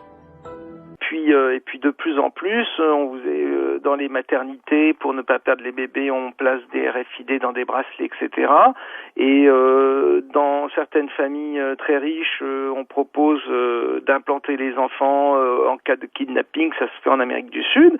Et en Inde, le programme d'implantation alors il faudrait vérifier l'information, mais à l'époque il était dans les tuyaux, puisque on expliquait que c'était le seul moyen pour les Indiens d'avoir la sécurité sociale, que pour éviter les fraudes, etc. Il fallait que tous les Indiens soient implantés. Et je crois qu'aux États-Unis c'est la même chose, c'est-à-dire que Obama a fait le programme de sécurité sociale et s'est battu là-dessus, mais dans la loi sur la sécu américaine. Au bout de quelques années, pour continuer à avoir cette prestation, il faudra l'implant. Donc on y va. C'est ça qui est extraordinaire chez Monas, c'est que tout ce qu'il a annoncé à l'époque où on disait ce type est complètement dingue et où lui disait attention, j'ai des informations très sérieuses et j'ai un réseau d'informateurs très très très bien placé et très privilégié. on ne le prenait pas au sérieux, mais on dirait que son grand tort, c'est d'avoir eu raison avant tout le monde. Mais moi, ce qui me fait peur, tu sais, c'est que je regarde des films de science-fiction ou d'anticipation, puis on voit souvent que l'anticipation devient quelques années plus tard réalité. Ça me fait penser au film Bienvenue à Gattaca. Je sais pas si tu te souviens de ce film, où il y a une société comme ça où tout le monde est pucé et on voit à droite à gauche. Enfin, moi, je trouve ça dingue. Alors, et encore plus dingue ce que vous m'avez dit sur les boîtes de nuit, parce que ça veut dire qu'aujourd'hui, tu as des gens qui acceptent d'être avec une seringue, on leur balance une puce électronique devant la boîte de nuit. Ouais, c'est ça en fait, ils te désinfectent le bras et puis c'est un peu épais en plus, hein. C'est-à-dire que c'est vraiment c'est chirurgical presque. Hein. Et alors, on accepte que des boîtes de nuit te mettent des trucs dans la peau. Ouais. Oui, on aura, si tu veux, Bob, il y aura toute une émission à préparer sur ce genre de sujet. C'est tout à fait passionnant. Tu vas avoir la tête à l'envers, mais ça va très très loin l'implant, parce que ça peut aussi modifier la chimie du corps humain. Bref, on peut imaginer au bout d'un moment dans une dictature que cette puce-là est carrément une programmation et qu'elle implose quand t'as arrivé à l'âge de 30 ans. Auquel cas, là, tu rentres dans le film L'âge de cristal. Hein, puisque l'âge de cristal ne montre rien d'autre. Tu as un diamant dans la main. Je sais pas si tu te souviens de ce film-là, un peu vieux, où ce sont des gens vivent dans une ville qui est à l'abri de la pollution, etc. Mais évidemment, comme la Terre n'a plus de ressources pour nourrir tout le monde, à 30 ans, les gens sont sacrifiés. Ils vont dans, je sais plus comment, le sanctuaire, je sais plus comment on appelle ça, et ils sont sacrifiés. Or, qu'est-ce qu'on a fait à tous les corps humains, tous les bébés qui naissent, on leur met une sorte de rubis dans la main qui clignote, et un jour, boum, ça s'éteint. C'est-à-dire que quand le truc arrive l'implant arrive à son terme, ça s'éteint, et ça veut dire qu'il faut aller à l'abattoir, quoi. Ouais, c'est juste hallucinant. J'ai vu un film aussi avec, je crois que c'est Justin Timberlake sur, c'est sur le temps, en fait. Time Out, je crois. Hein. Ça, c'est incroyable, ça aussi. C'est exactement, c'est le principe de l'implant. Si tu réfléchis bien, l'implant, c'est tout ça. Ah, mais d'un côté, ça peut être, on peut prendre le côté pratique. Par exemple, tu peux mettre une puce pour prendre la carte Navigo, ta truc de sécurité sociale, ta carte bleue. Le mec, on lui parle du nouvel ordre mondial. Il me parle de sa carte Navigo quand même, hein. C'est-à-dire que tu vois quand même le Mathieu qui est terre à terre. On est visionnaire, Mathieu. Tu vois, on va loin. Ouais, mais ça me fait peur tout ça, là. Mais là, il résonne comme nous résonneront, voilà. La majorité de la population. Mais bien sûr. Parce qu'il y a des bons points. Mais bien sûr. C'est comme ça que l'implant va réussir à s'implanter, parce qu'on va t'expliquer que, si t'as une crise, tu tombes évanoui sur la rue, on pourra lire ton implant en 2 secondes, on sait quel traitement te donner, etc. Les gens vont se précipitent déjà là-dessus, parce que dans certains pays, c'est déjà le cas. Pour les enfants, la peur du kidnapping. Oui, fatalement. Oui. Et le problème, Mathieu, c'est que le jour où tu as un dictateur qui a pas froid aux yeux, qui est décidé à tout pour instaurer son pouvoir et la dictature mondiale, ce jour-là, l'implant, il servira pas seulement pour pouvoir passer l'autoroute, le péage. T'imagines les informations qu'on peut t'envoyer dans ton implant. Ouais, non, mais il faut juste être au courant que de toute façon, il y a déjà toutes les informations sur Facebook, dans ton portefeuille, il y a déjà tout. C'est-à-dire mais alors déjà, là, Mathieu, déjà, on est complètement surveillé. C'est-à-dire que tu es fiché. On peut savoir où tu es n'importe comment. Tu sais que tu fais. Il y a quand même des mecs qui pendant la guerre se prennent des missiles sur la gueule alors qu'ils sont dans un chiotte, tu vois, quelque part dans le monde. Mais les mecs savent où il est et le missile a été envoyé à des centaines de kilomètres. C'est-à-dire qu'ils savent où. C'est ce qu'on appelle la guerre chirurgicale. Quoi qu'il en soit, donc t'imagines déjà ce que ça fait. On imagine que si ça. En tout cas, ce soir jusqu'à 23h, c'est le projet Bluebeam qui nous intéresse, ce nouvel ordre mondial. L'application POW vous dit toute la vérité est téléchargeable gratuitement sur l'App Store et Android. À 23h, le conscient et le subconscient. On demandera à Yannick Lecam d'ailleurs si notre subconscient va accepter tout cela, parce que tu sais, il y a quelque chose qui est très intéressant, Rock, c'est que est-ce qu'à un moment donné, notre nous va pas refuser ça? Est-ce qu'on va, tu sais, on dit souvent on ne connaît qu'une partie de notre cerveau, mais est-ce qu'à un moment donné, il va pas se réveiller en se disant mais arrêtez? Est-ce que tu crois qu'il va y avoir un réveil? il y aura un pourcentage de personnes qui se réveilleront. Après, pour le reste, moi, je ne sais pas. Moi, je me pose des questions quand même sur le fonctionnement des masses, des peuples, la manipulation vue à la télé, toutes ces choses-là. Bon, alors, je te parle même pas de l'implant, parce qu'en plus, l'implant, parce que Mathieu oublie le facteur onde, c'est-à-dire que l'implant émet des ondes, reçoit des ondes, donc on pourra recevoir des ordres, émettre nous-mêmes des ondes, et tout ça peut modifier la chimie d'un corps. Bien sûr. Non mais lui, c'est le stéréotype du mec qui va être le premier à se faire implanter. Hein. Voilà, donc, et c'est pour ça que quand tu me parles d'éveil, alors je sais pas, il faudra surveiller Mathieu, voir Mathieu comment. Non mais lui il s'endort lui. Là, lui il s'éveille pas, lui il s'endort en fait. Tu vois, je peux dire, il est dans le moutonnage. Non, en mais fait, merci, voilà, non, voilà. mais je réfléchis un minimum, mais c'est juste que bon, bah voilà, c'est un minimum. Ouais, un minimum. Ah bah oui. Non mais pas trop. Je peux pas. Ah bah non. Il réfléchit à un minimum. Mais c'est vrai que, mais en même temps, je peux comprendre Mathieu. C'est vrai que là, on le chagrine, mais effectivement, t'as raison. C'est-à-dire que tu dis à des parents, vous pouvez éventuellement savoir à tout moment où est votre enfant si on le kidnappe. Il y a des gens qui ont de l'argent. Il y a des pays en Amérique du Sud où on te kidnappe ton enfant pour rien du tout. Dès que t'as un peu d'argent, donc on peut savoir où il est. On peut savoir effectivement ton groupe sanguin en cas d'accident, tes antécédents physiques, etc., médicaux. Mais en même temps, c'est toujours comme d'habitude, quoi. La pièce à deux côtés, quoi. Absolument. Bah, c'est ça. C'est-à-dire que ce n'est que dans un second temps que la pièce montre son vrai visage. Et là, c'est malheureusement trop tard, parce qu'une fois que tu as l'implant, ça devient beaucoup plus délicat de l'enlever. Je crois il y a aussi des films qui montrent ça. Ouais. Alors dis-moi, quand on parlait de nouvel ordre mondial et quand on a préparé le dossier, tu voulais qu'on évoque en fait le Disclosure.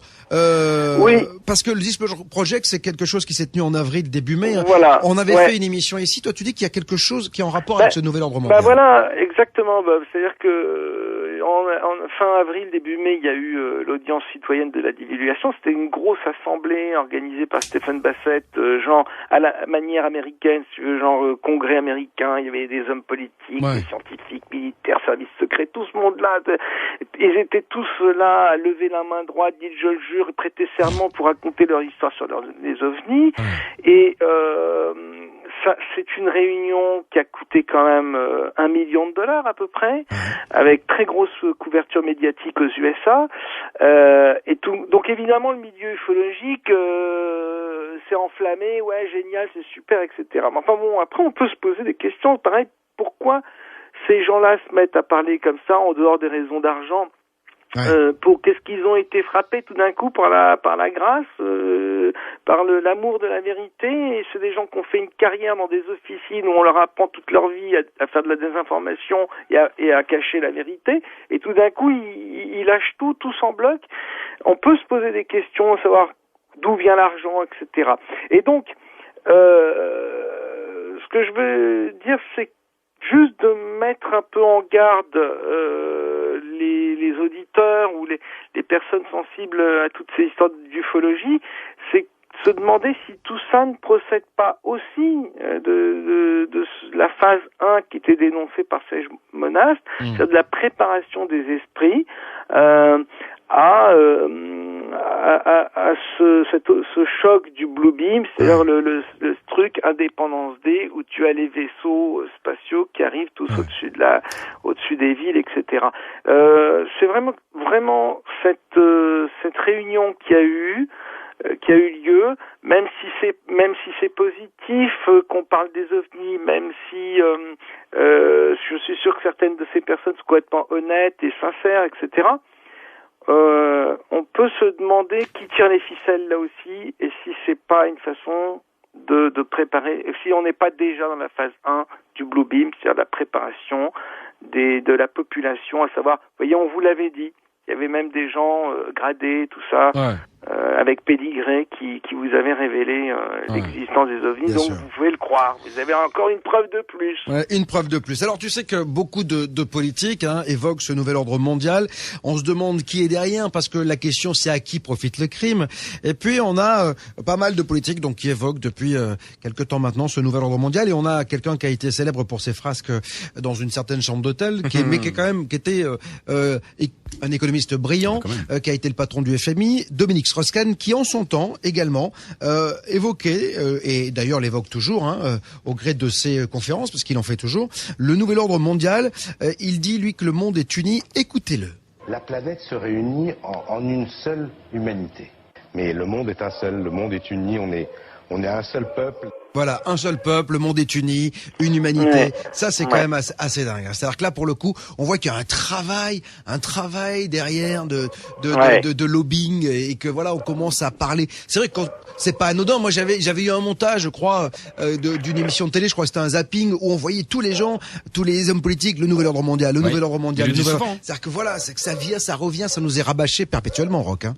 Absolument, c'est toujours, ça procède toujours de la même préparation qui est sur plusieurs phases, et là et c'est vrai qu'il y a un discours il y a un double discours, c'est-à-dire qu'il y a le discours et puis les faits, en réalité.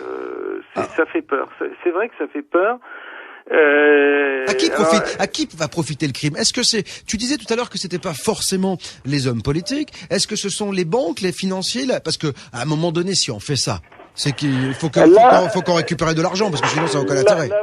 Bob, ça engagerait quasiment une nouvelle émission, je t'assure. C'est à qui profite le crime, c'est-à-dire comment ça peut fonctionner, qui tire les ficelles réellement. Effectivement, là, ça nous ramène aux dieux, aux faux dieux, à l'histoire des civilisations, parce que peut-être que tout ça n'est qu'une boucle temporelle qui se joue tout le temps. On nous a raconté le déluge, on nous a raconté, etc. Il y a peut-être un moment, un Matrix Reload qui nous attend, c'est-à-dire une remise à jour. Le nouvel ordre mondial, c'est peut-être un départ à zéro où on remet les pendules à l'heure, on repart avec une humanité nouvelle, et là ça rejoint après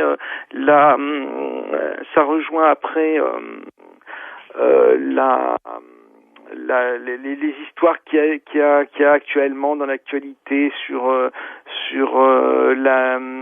la PMA, la gestation par personne interposée, les mères porteuses, etc., qui peuvent découler dans le cadre de plusieurs décennies avec le nouvel ordre mondial. Ça peut aboutir à des matrices artificielles ou avec une humanité qui est créée artificiellement. En 2005 paraît en France un livre scientifique qui fait l'effet d'une bombe. C'est l'UA, l'utérus artificiel, écrit par le docteur Henri Atlan, biologiste et philosophe. Après la pilule contraceptive, l'insémination artificielle, la fécondation in vitro, une prochaine étape sera l'ectogenèse, c'est-à-dire l'utérus artificiel. C'est-à-dire la possibilité de faire se développer un bébé depuis la fécondation jusqu'à la naissance, en dehors du corps d'une femme. On transgressait quelque chose. C'est-à-dire que ce qui n'était pas visible, c'est-à-dire le début du début de l'homme, est devenu visible. Voilà. Cela paraît si simple. C'est fait. Superbe, hein. C'est magique, hein. Des chercheurs à différents endroits du monde travaillent pour optimiser la procréation médicalement assistée. À l'autre bout de la chaîne, ils espèrent augmenter toujours plus la survie sans séquelles des grands prématurés. Recherche sur le placenta artificiel. Étude pour un liquide amniotique de synthèse. C'est un peu comme si plusieurs personnes creusaient un tunnel de différents côtés d'une montagne. S'ils arrivaient à se rejoindre au même endroit, la jonction sera faite. L'utérus artificiel existera. Pour moi, être féministe et emmerder le monde, être fière, courageuse, être vulgaire, être forte, être grossière, être virile. C'est aussi ça le nouveau féminisme. C'est une contribution, disons, à la pensée féministe. On n'a pas on crée pas non plus un nouveau féminisme, mais on essaye effectivement d'aller du côté de ce qu'on appelle la virilité, c'est-à-dire prendre un peu au mec ce feu sacré de la virilité. C'est quoi être viril? C'est avoir une grande gueule, c'est boire, fumer, parler, s'emparer de la chose politique, parler toute la nuit, rouler sous la table pour des idées. Pourquoi vous faites cette tête-là, Fabrice Guiné? On a l'impression que vous êtes estomaqué, abasourdi. Vous allez prendre le peu qui leur reste, hein, parce qu'ils sont tellement, il reste plus rien, mon chéri, je t'assure, ils sont en fin de piste, hein, vous verrez. Nous, on n'est pas du tout dans un combat contre les mecs et dans une haine des mecs. On est un peu, justement, ce que dit aussi Virginie Despentes dans son livre, c'est tous ensemble, c'est-à-dire justement cette virilité-là, partageons-la tous ensemble, les hommes et les femmes. voilà, que les mecs se féminisent, que les femmes se virilisent. Faisons un petit peu circuler, et aussi faisons circuler le ventre et la tête, puisque vous vous dites, voilà, les femmes sont merveilleuses parce qu'elles sont du côté du ventre, elles enfantent, etc. Puis les hommes, c'est le cerveau. Moi, je serais pour qu'on sorte un peu de cette partition naturaliste. L'utérus artificiel pourrait nous y aider, par exemple. Les femmes pourraient n'être plus que des cerveaux, les hommes pourraient louer des utérus pour faire des enfants. Voilà, je ne comprends pas la nécessité de cette uniformisation. Moi, je pense qu'il y a égalité, mais je comprends pas pourquoi vous voulez l'uniformité. Je crois que c'est Sacha Guitry qui disait qu'il donnerait volontiers la supériorité aux femmes si elles arrêtaient de parler d'égalité. Avant les guerres, les hommes et les femmes combinaient eux-mêmes leur patrimoine génétique et s'exposaient à de multiples dangers. Les enfants leur appartenaient comme des objets. Ils ne prenaient pas la liberté comme il est d'usage aujourd'hui. C'est ce qui s'appelait une famille. Nous avons beaucoup progressé depuis lors.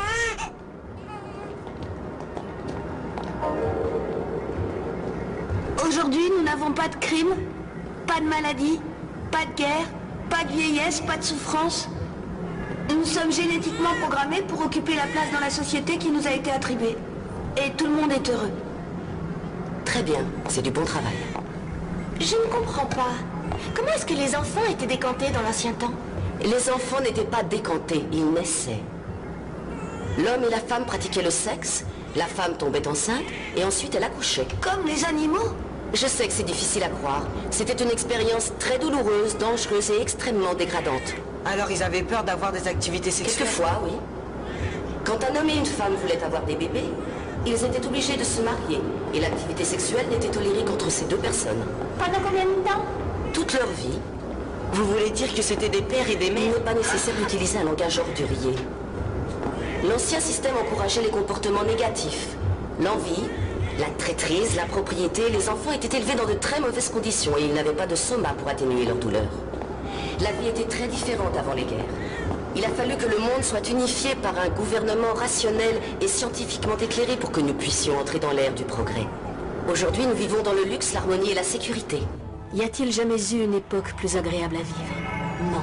Le monde remercie Soma.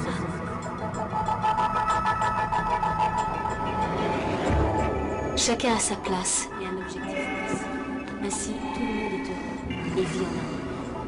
Les alphas, les bêtas, les gammas et les deltas. Tout le monde appartient à tout le monde. Nous devons respecter les deltas, les gammas et les bêtas. Nous sommes tous utiles et je suis fier d'être un alpha. J'aurais détesté être aussi ennuyeux qu'un delta. Suivre des ordres comme un gamma ou surveiller comme un bêta. Nous sommes tous utiles. Nous devons respecter les deltas, les gammas et les bêtas. Nous sommes tous utiles. Je suis fier d'être un alpha. Chacun a sa place et un objectif précis. Ainsi, tout le monde est heureux et vit en harmonie. Ça va aller, prends un peu plus de Soma. Tout le monde appartient à tout le monde. Nous devons respecter les deltas, les gammas, les bêtas. Nous sommes tous utiles, mais je suis fier d'être un alpha. J'aurais détesté être aussi ennuyeux qu'un delta. Suivre les ordres comme un gamma, ou surveiller comme un bêta. Nous sommes tous utiles. Comme Huxley le prévoyait dans Un monde parfait. Et cet auteur-là, c'est pas n'importe qui non plus, c'est-à-dire que c'est quelqu'un qui était d'une famille de ces gens-là. C'est ça, toujours ça qu'il faut voir, c'est que c'est des gens comme Orwell, qui sont très bien informés sur certaines évolutions de l'humanité, etc. Enfin, ça nous lancerait tellement loin, ce serait assez passionnant de réfléchir à ça, mais là, il faudra alors être encore plus préparé pour vos auditeurs. Alors, pour toi, de toute façon, c'est quelque chose qu'il faut absolument refuser, j'imagine. Il faut se battre contre ça. Je crois que de toute façon, c'est pas tellement de se battre contre ça. Je crois qu'il faut prendre conscience de cette possibilité, voir que cette technologie potentiellement elle existe, que tout tout est en place pour que ça arrive, qu'on n'est pas à l'abri d'un jour d'une dictature qui montrerait son vrai visage, parce que peut-être il y a des gens qui vont dire que déjà on est dans un système de dictature aujourd'hui. Ouais. Et tu sais, c'est le fameux truc, la démocratie, c'est cause toujours. Ça m'intéresse. Voilà. Donc c'est pas tellement de se battre, c'est juste de prendre conscience. Et le fait de prendre conscience, déjà, ça permet d'éviter pas mal de pièges et donc de pas mal de mise en place de ces pièges. Pourquoi parler du Bluebeam est important, est intéressant? Pourquoi parler de tout ce qu'on vient de dire ce soir est important? C'est parce que en le disant et en le faisant connaître par d'autres, ben ça rend les choses plus compliquées à mettre en place. Bien sûr. Bah oui, ça éveille le grand public et quand le pire c'est l'ignorance. Et quand le public sait, quand le grand public sait, eh ben il a une arme entre les mains. En tout cas, on est et toi et moi là pour cela. Toi dans ton magazine Top Secret, là pour éveiller les consciences, pour dire ce qu'il se passe véritablement. Après, encore une fois, on expose et les gens disposent. Je crois qu'on a la même devise. Tout à fait. Mais dans tous les cas, c'est important que quelqu'un expose et on s'aperçoit que de moins en moins de monde le fait quand même. Et bravo pour ce que tu fais. C'est vraiment très très très courageux dans notre société aujourd'hui où quand même c'est le règne de la pensée unique.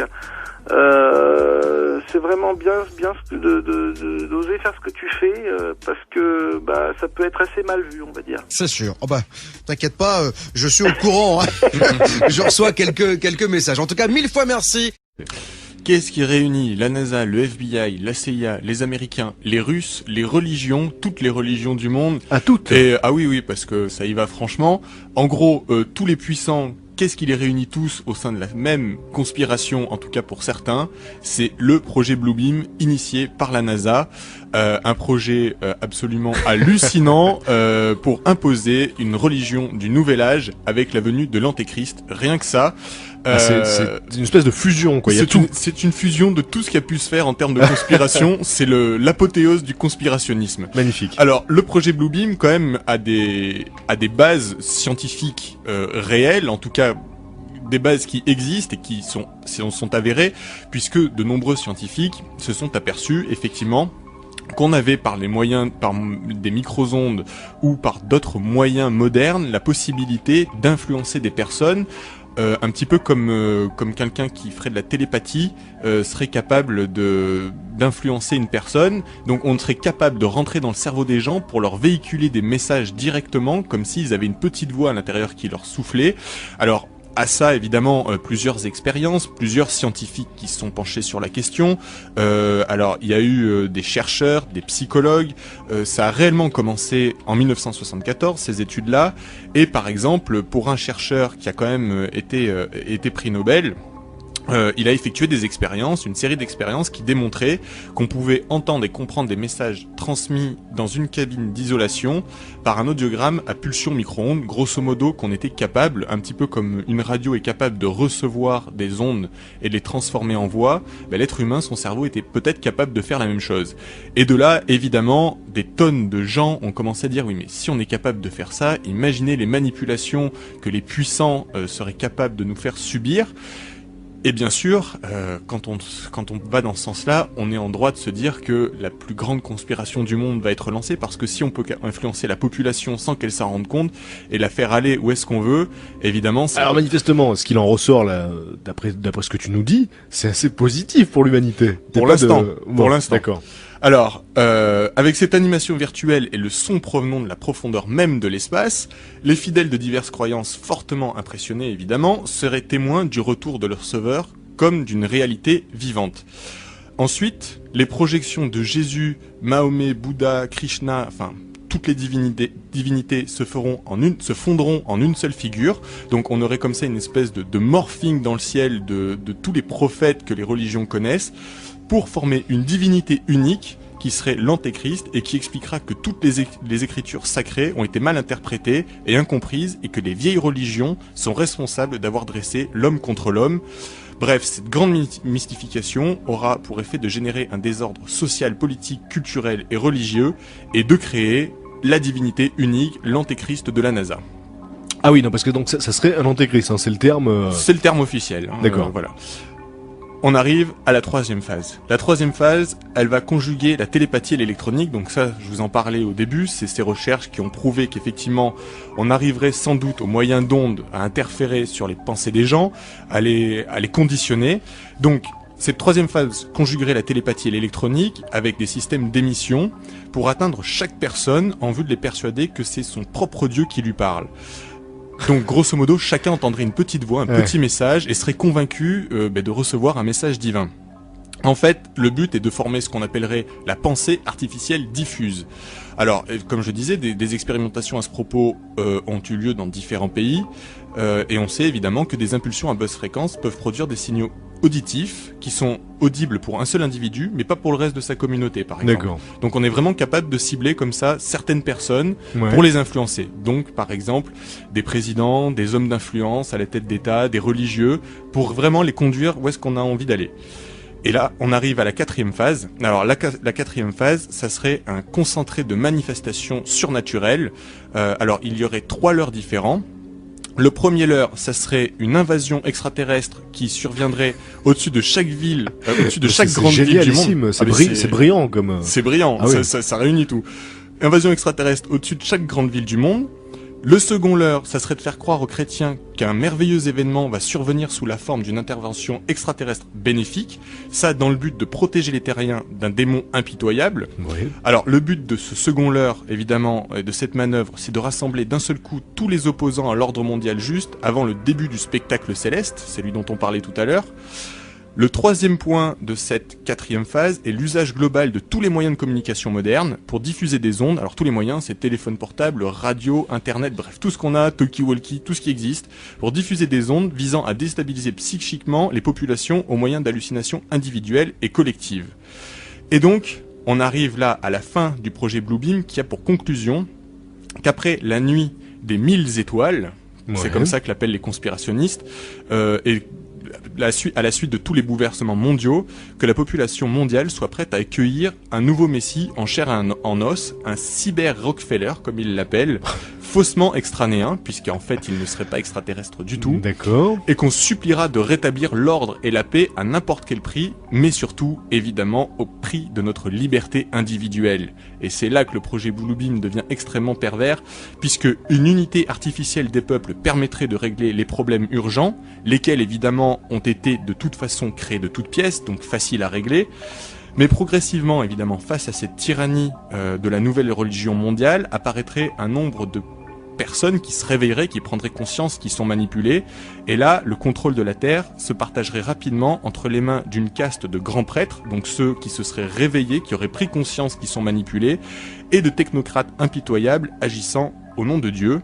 Évidemment, le but de cette dictature est de contrôler tous les habitants et d'exploiter de façon globale les ressources de la planète.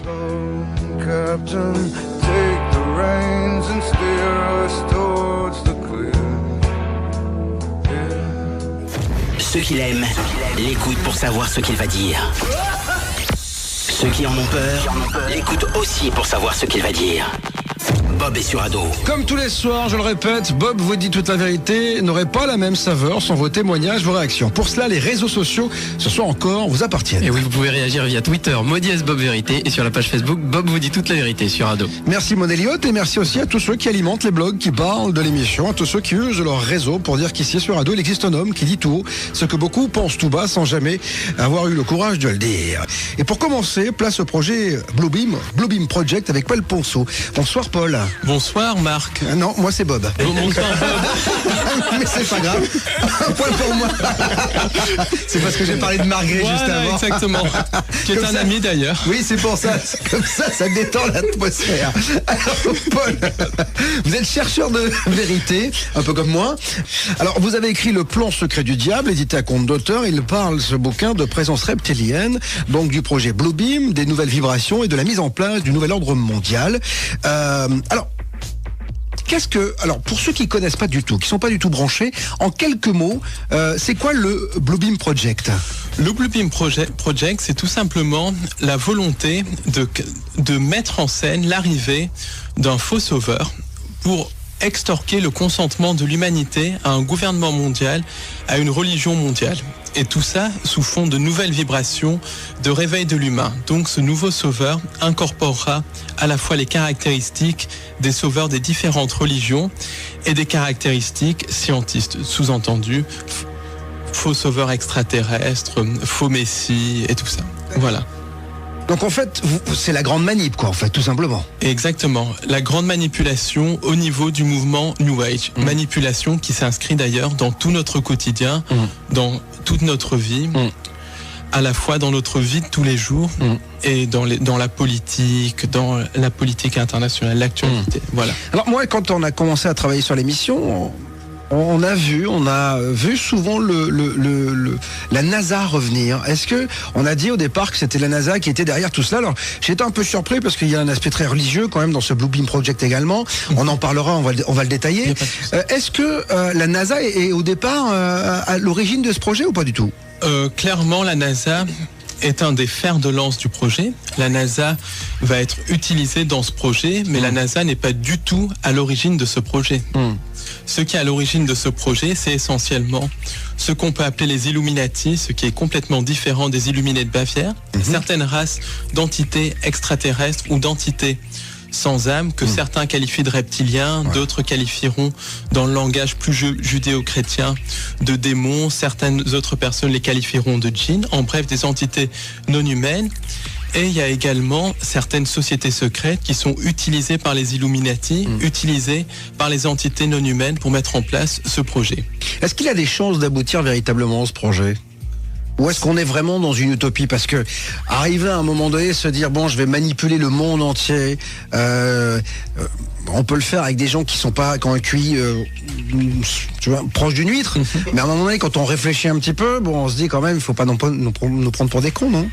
La manipulation a lieu tous les jours, à tout moment. Par exemple, moi, je fréquente beaucoup de gens dans le mouvement New Age, des gens dits éveillés, et je suis surpris de voir le nombre de personnes qui se laissent manipuler par des imbécilités, comme par exemple la mascarade de la démocratie, la mascarade de la politique. Beaucoup de gens dans le milieu New Age disent je vote parce que je dois voter, parce que des gens sont morts pour ça. Ils vont voter pour des candidats qui représentent qui sont très souvent deux faces d'une même pièce.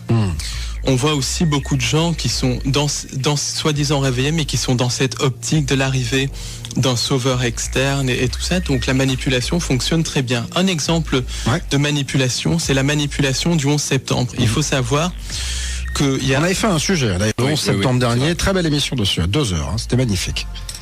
Il faut savoir par exemple que lors du 11 septembre, beaucoup d'Américains disaient que Bush ne faisait pas assez pour les protéger. Et à la fin, donc comme dans les années 2006, 2007, 2008, à la fin de l'administration Bush, il y avait un tiers des Américains, je dis bien un tiers des Américains, qui pensaient que Bush ne faisait pas assez pour les protéger, alors que George Bush a supprimé les libertés publiques des Américains, a lancé des guerres de conquête sur un mensonge. Donc il faut voir un peu comment on peut manipuler facilement les gens.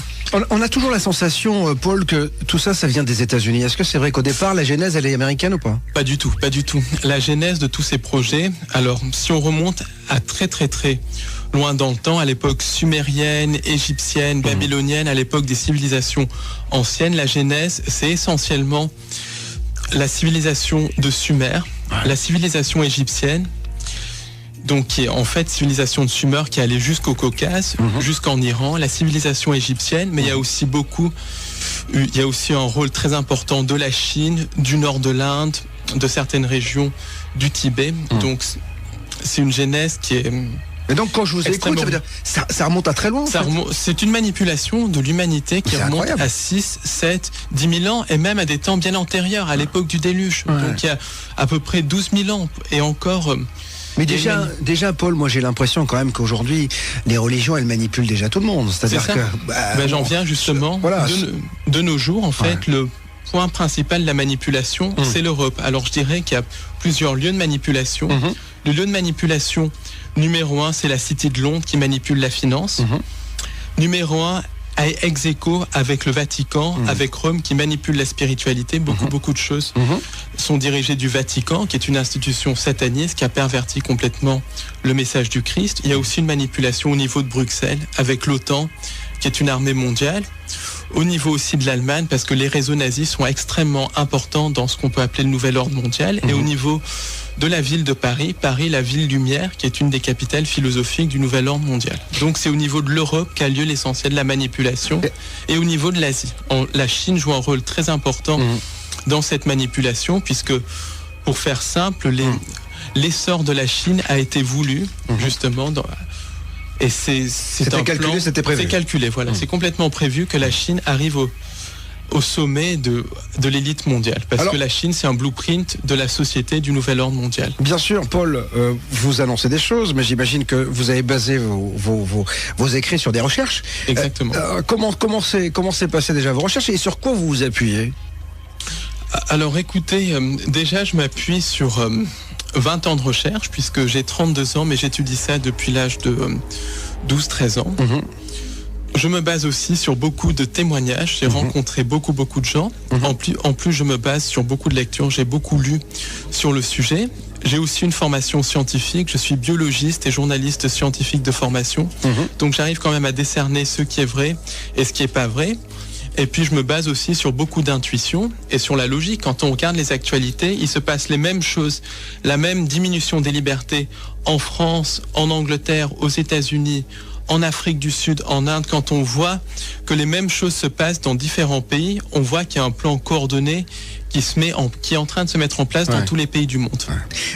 On est cuit ou pas avec ça? Parce que quand je vous écoute, je me dis on est dans la merde, parce que ça a déjà commencé depuis pas mal de temps. Ça a commencé depuis très longtemps. Alors, si on est dans la merde ou pas, ça dépend de nous, parce que on peut se rebeller, vous pensez? On peut se rebeller. Alors, comment on peut s'en sortir? Déjà, une non-collaboration avec le système, une non-collaboration pacifique, parce que le système, les entités qui dirigent le système se nourrissent de nos émotions de peur, se nourrissent de notre souffrance, donc surtout une non-collaboration pacifique. Toute la violence et tout ça fait le jeu du système, donc toujours non-collaboration pacifique. Comment faire pour non collaborer? C'est-à-dire, déjà, quand une décision nous paraît injuste, ne pas participer à cette décision, et quand au fond de nous, on sent qu'on ne doit pas faire quelque chose, ne pas le faire. Quand on sent qu'on doit faire quelque chose, le faire. C'est essentiellement ça, la non-collaboration. Par exemple, il y a un gros problème à l'heure actuelle avec la vaccinologie.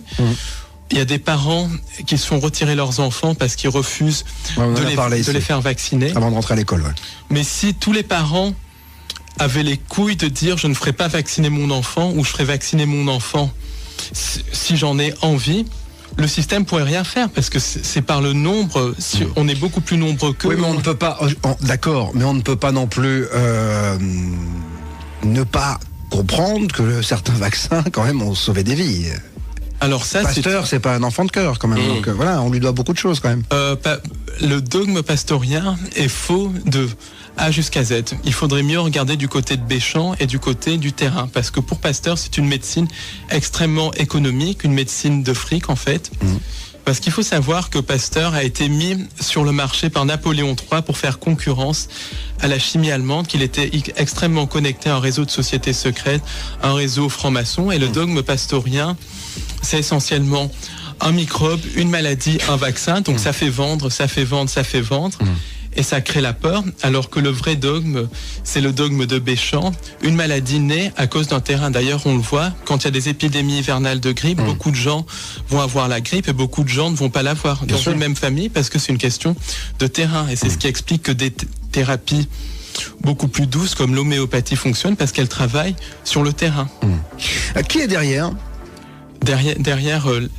la conspiration médicale ou la conspiration en général? En général. Alors, qui est derrière? C'est essentiellement des entités sans âme que certains qualifient de reptiliens, que d'autres qualifient de démons, d'autres encore peuvent qualifier de djinns. Ça, c'est en fonction de la religion, du langage, de la religion, de la croyance. Mais c'est essentiellement des entités interdimensionnelles qui n'ont pas d'étincelle divine, des sortes de formes d'intelligence artificielle qui nous manipulent par la peur. Mais alors, attendez, je reprends j'essaie de comprendre, hein, Paul. Donc, vous me dites qu'aujourd'hui, le projet Bluebeam est donc dirigé par des entités, mais d'où elles viennent ces entités? C'est quoi, extraterrestres, pas extraterrestres? Elles sont où dans l'univers? C'est des entités qu'on peut qualifier d'extraterrestres parce qu'elles ne sont pas humaines, mais qui essentiellement vivent dans les interunivers. Les interunivers, c'est quoi?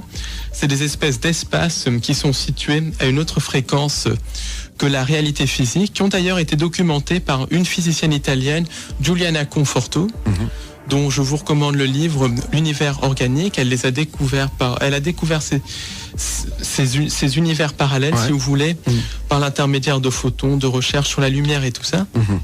Et ces univers parallèles, il y a des univers qu'on peut appeler positifs et des univers négatifs qui sont incompatibles avec l'existence d'une vie organique, avec l'existence d'une étincelle divine. Et c'est de là d'où viennent ces entités sans âme, ces entités reptiliennes qu'on peut qualifier de démons dans le langage judéo-chrétien. On parlera justement des différentes dimensions demain, puisqu'on ouvrira le dossier avec James Carvaljan, si je ne m'abuse. Alors si je peux rajouter un mot sur ces entités, il y a beaucoup de programmes américains qui ont mené des expériences de voyage dans le temps dans les années 40, 50, 60, 70, 80, qui ensuite sont passés de la clandestinité à la clandestinité encore plus grande à partir de 1983. C'est notamment l'expérience de Philadelphie, le programme Montauk. C'est quoi l'expérience de Philadelphie? Quand vous êtes en train de me dire que, en fait, on a réussi à voyager dans le temps et qu'on ne le sait pas. Il y a un voyage dans le temps qui est pratiqué de manière régulière par le sommet du complexe militaro-industriel, mais il y a aussi le voyage dans d'autres dimensions. Et en fait, l'expérience de Philadelphie, en 1943, ça n'avait pas été un navire qui a été transporté dans le temps, ça a été un navire qui a été transporté dans une dimension parallèle, dans la dimension des interunivers. Et les marins qui ont survécu dans ce navire, l'USS Eldridge, ont décrit des expériences absolument terribles menées par des entités qui ressemblaient à des insectes, avec des faces d'insectes et avec aussi un aspect entre reptilien et insectes. Et ces expériences terribles, c'était des expériences de type médical.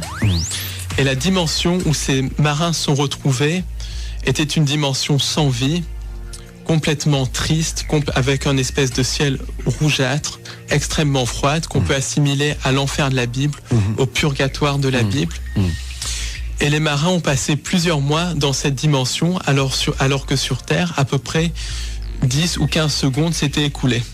Donc ça, c'est un des premiers témoignages qui décrit les interunivers. Il y a des gens aussi qui ont été victimes de NDE, qui ont décrit les interunivers, comme le docteur Eben Alexander, qui a sorti un livre en anglais, Proof of Near Death, qui sort d'ailleurs en français aux éditions Guitry et Daniel, et il décrit ces interunivers, ces dimensions extrêmement froides, beaucoup de gens qui meurent dans un état de vibration basse après des suicides et qui sont ranimés, décrivent ces interunivers. On va dans un instant, on va marquer une pause, parce qu'il faut gagner notre vie, vous le savez bien.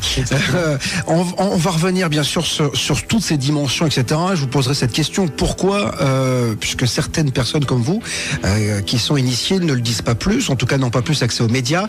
Est-ce qu'on vous boycotte? Est-ce qu'on vous censure? Est-ce que le dogme scientifique, le dogme en général, vous empêche de parler? On verra cela dans un instant.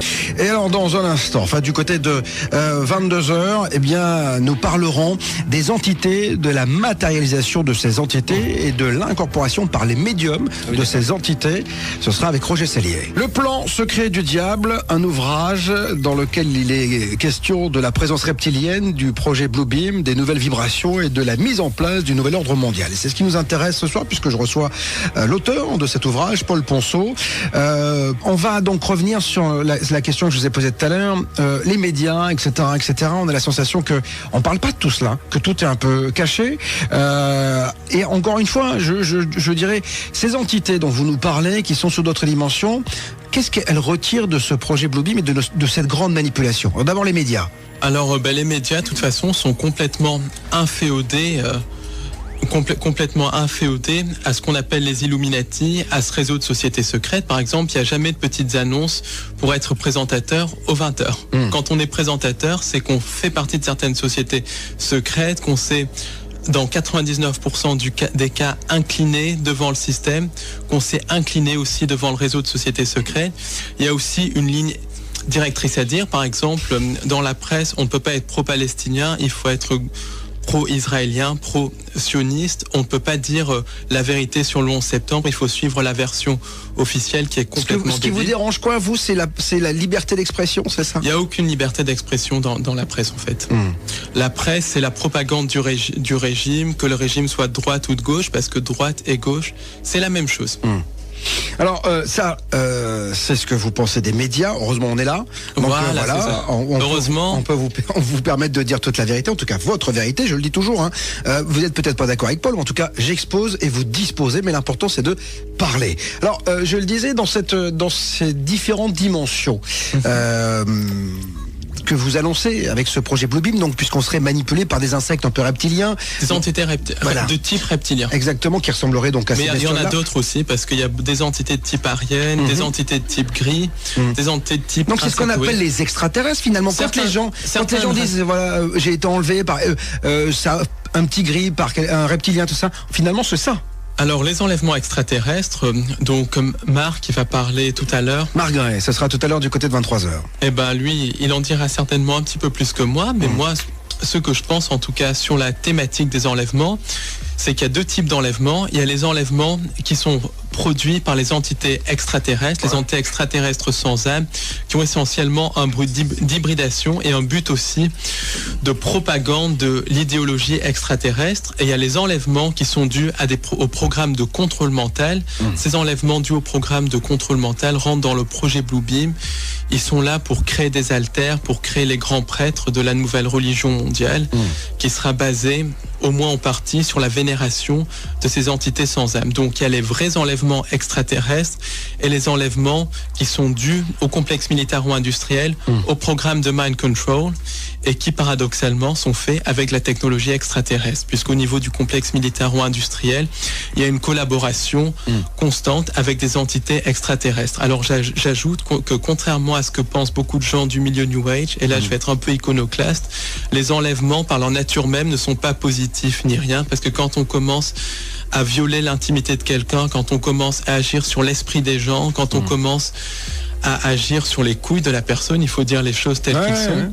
Il y a rien de positif là-dedans, que ça soit fait par des entités extraterrestres ou par le complexe militaro-industriel, il n'y a rien de positif là-dedans. Alors Paul, le but en fait de tout cela, la finalité c'est quoi ?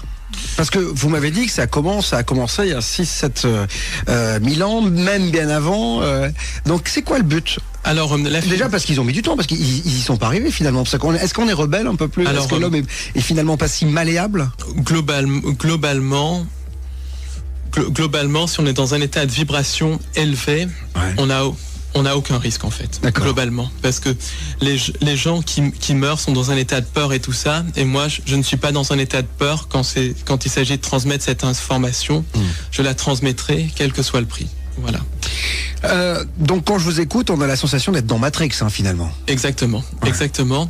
On est dans Matrix. Alors le projet Bluebeam, pourquoi il se met en place maintenant ? Pourquoi ça met autant de temps ?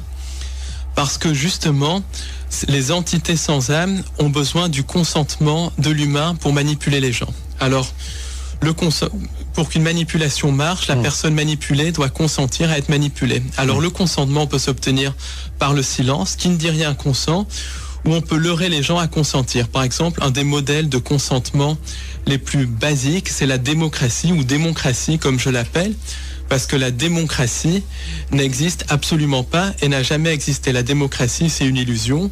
À chaque élection présidentielle, on donne aux gens le choix de choisir entre deux partis différents, alors que c'est deux faces d'une même pièce. Oui, mais qu'est-ce que vous voulez proposer alors ? Parce qu'on avait reçu Étienne Chouard également qui nous avait parlé de tout cela. Je lui avais dit quelle est la solution, parce que ne pas voter, c'est quelque chose qui moi me gêne, parce que alors je suis peut-être pas initié, je comprends pas tout ce que vous me dites, mais en tout cas moi on m'a donné la possibilité de mettre un bulletin dans l'urne, de droite, de gauche, d'extrême droite, d'extrême gauche, etc. Et puis je me dis que finalement au cours du temps, on voit encore qu'il y a quand même certains pays qui sont toujours sur un régime de dictateur, et puis d'autres qui sont, en tout cas de ce côté-ci de l'Atlantique, plutôt des régimes de démocratie. Alors même si je pense que quand vous me parlez de dictature, c'est la dictature de la finance, etc.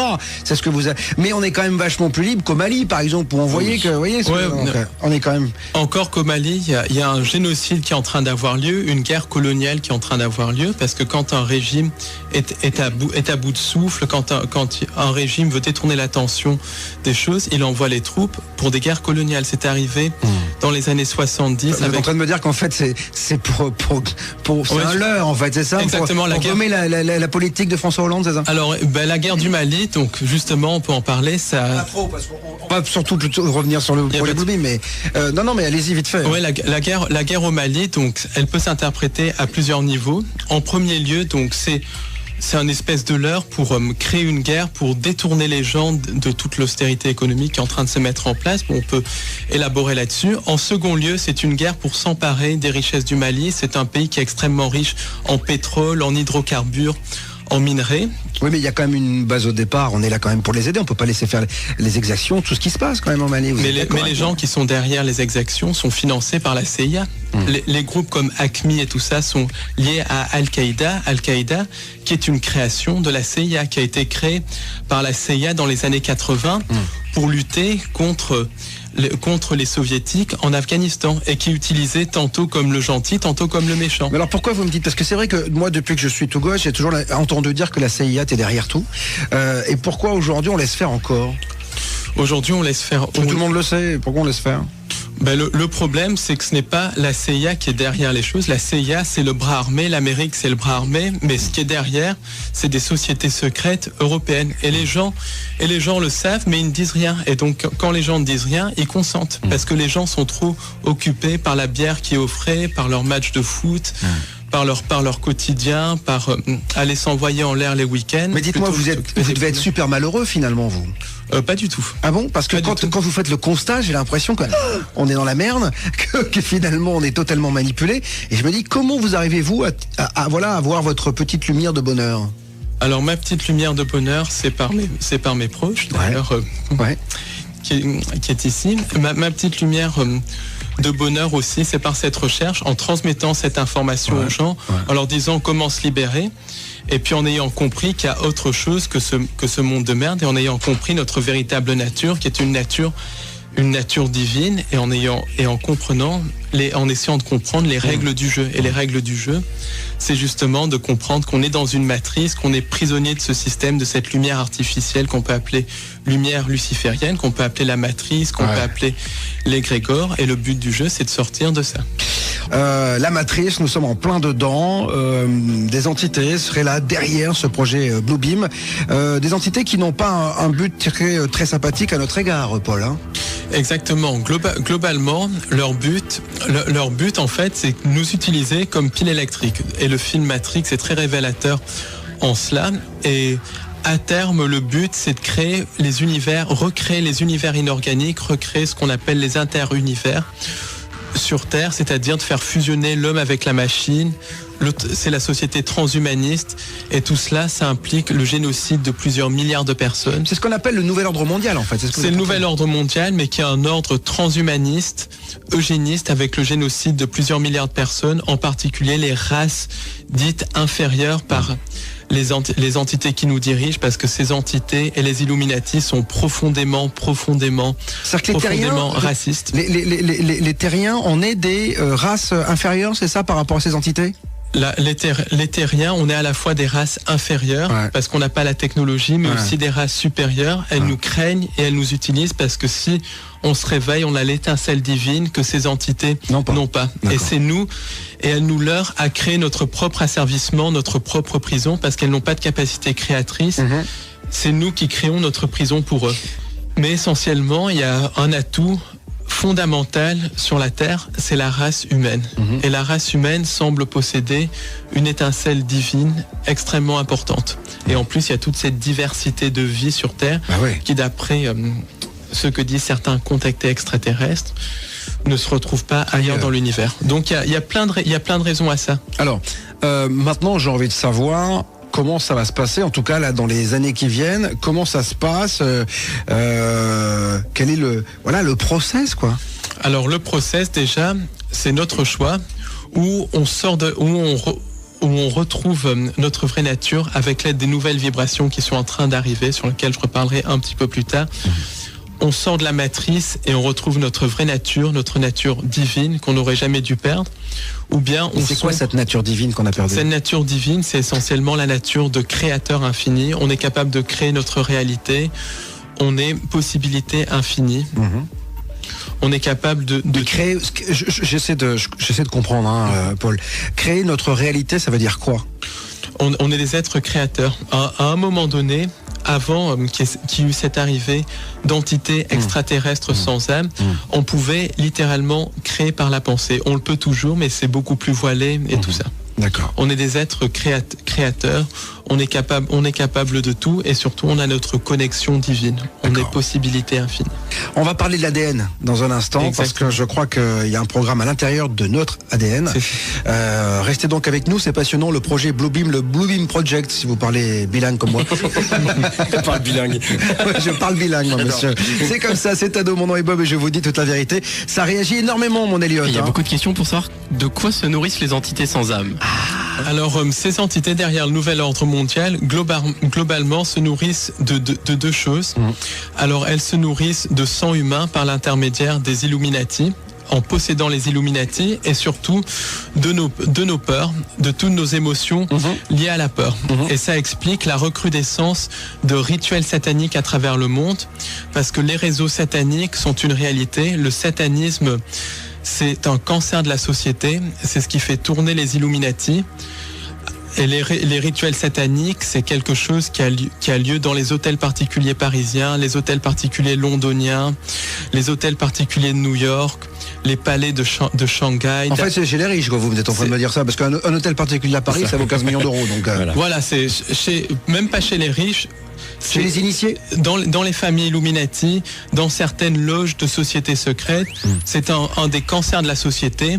C'est un sujet qui est tabou, même parmi les chercheurs de vérité, et c'est un sujet que j'ai envie d'exposer, de dénoncer, parce que c'est vraiment un génocide qui a lieu sous nos yeux. Et attendez, qu'est-ce qu'ils font dans ces rituels sataniques? Ils tuent pas des gens quand même. Dans ces rituels sataniques, il y a justement une composante de sacrifice humain.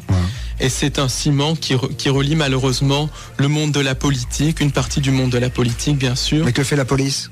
La police est très souvent corrompue par ça ou est très souvent ignorante.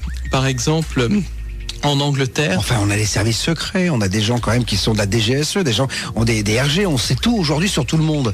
Alors, on peut pas croire, Paul, qu'il y a des gens dans des hôtels particuliers qui font des sacrifices humains, qui se nourrissent de sang, et que la police ne fait rien et qu'on le sait pas. Beaucoup de gens dans les services secrets sont complices de tout cela à un certain niveau. Beaucoup de gens à un certain niveau dans la police, et encore une fois, pas tous, sont complices de ça.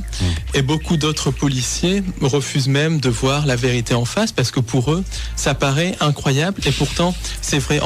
Exemple, il y a en Angleterre une affaire qui vient de sortir, qui est l'affaire Jimmy Savile.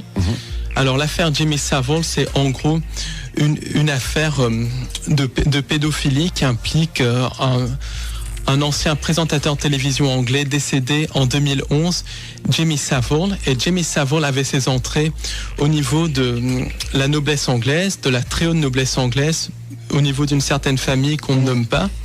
Il avait ses entrées aussi au niveau de beaucoup d'hommes politiques anglais, des deux partis, travaillistes et conservateurs.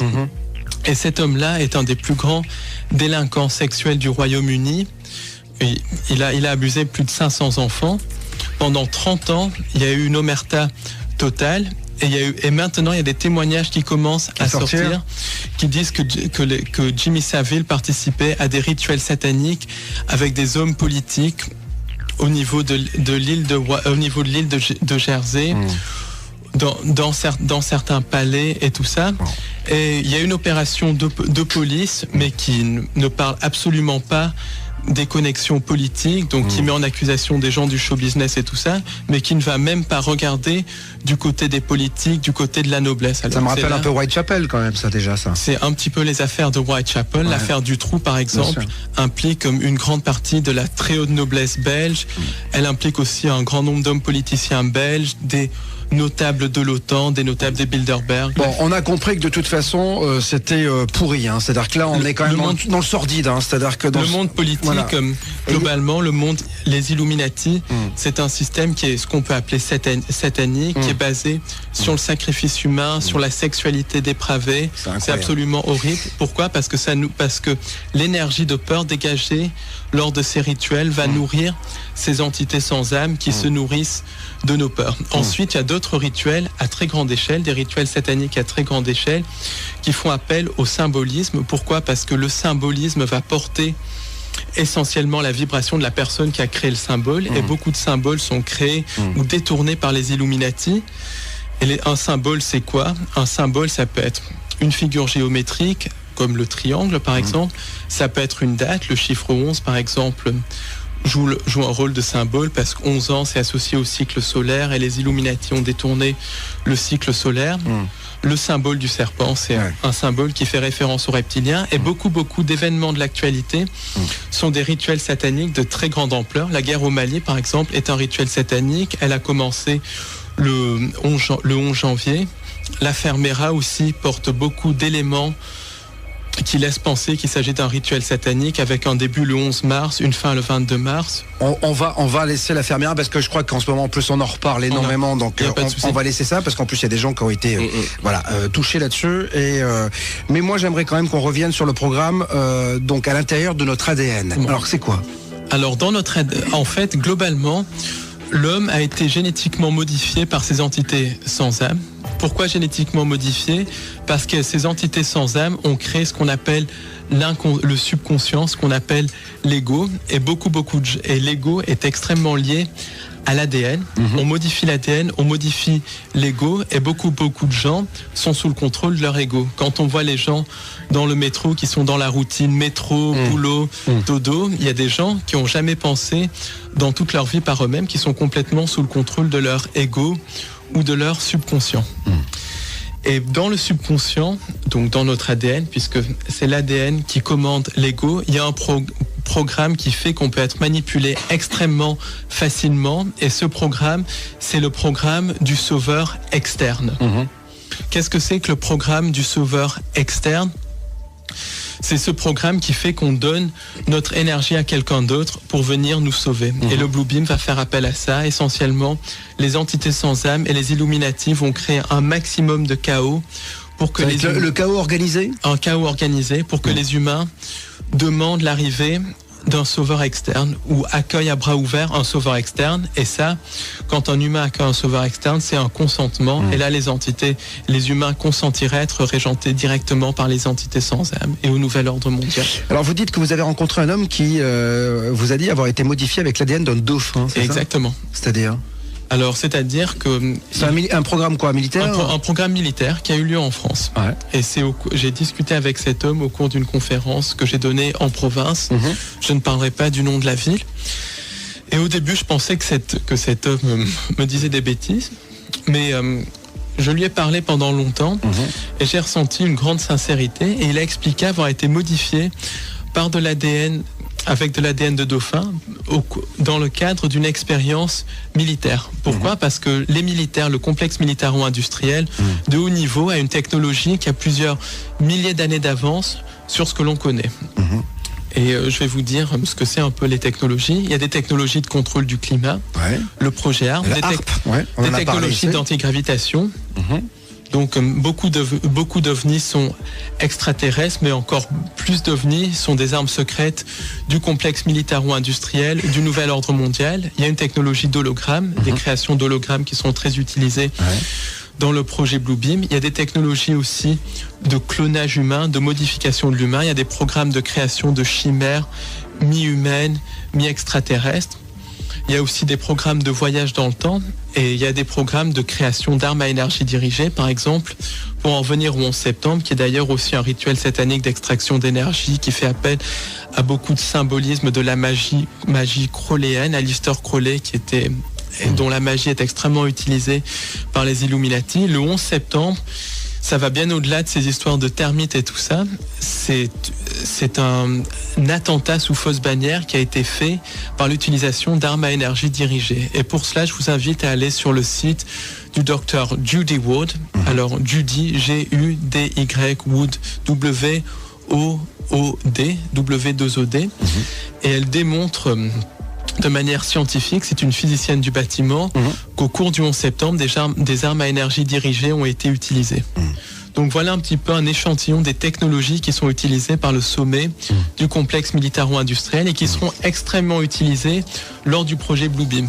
Projet Bluebeam qui a beaucoup de niveaux, ça va extrêmement loin, qui fait appel à la fois à un faux messie, à la fois à une fausse invasion extraterrestre. Parce que vous dites à un moment donné aussi qu'il va y avoir la mise en place d'une religion universelle.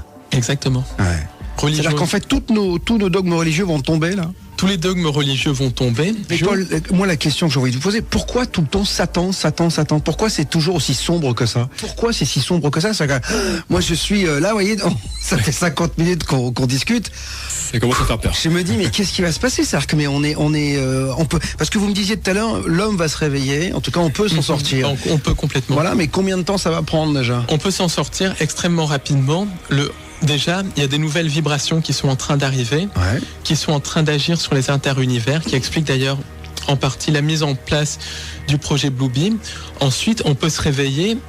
Quand on veut, il suffit de prendre conscience qu'on est dans une prison, d'identifier notre ego et théoriquement, on peut se réveiller extrêmement rapidement. Le problème, c'est qu'on a tout un formatage par le système d'éducation qui est un système d'endoctrinement. On a tout un formatage aussi par les copains. Oh, on peut pas penser comme ça parce que sinon les copains penseront qu'on est... Justement, ils disent quoi vos amis quand vous leur parlez de tout cela? Alors qu'ils sont pas dans la librairie, hein. Ceux qui sont à l'extérieur. Vous en avez des amis qui sont à l'extérieur de ce groupe-là? J'en ai quelques-uns, mais j'évite d'en parler avec eux parce qu'il y a beaucoup de gens, malheureusement, c'est des murs de briques. On peut pas leur parler. C'est ce que je dis, cette émission ne peut pas être mise entre toutes les oreilles. C'est exactement. Alors, on essaye, mais c'est très difficile. Il y a aussi... Je peux vous renvoyer en fait le boomerang, vous pouvez le reprendre dans la tête en fait.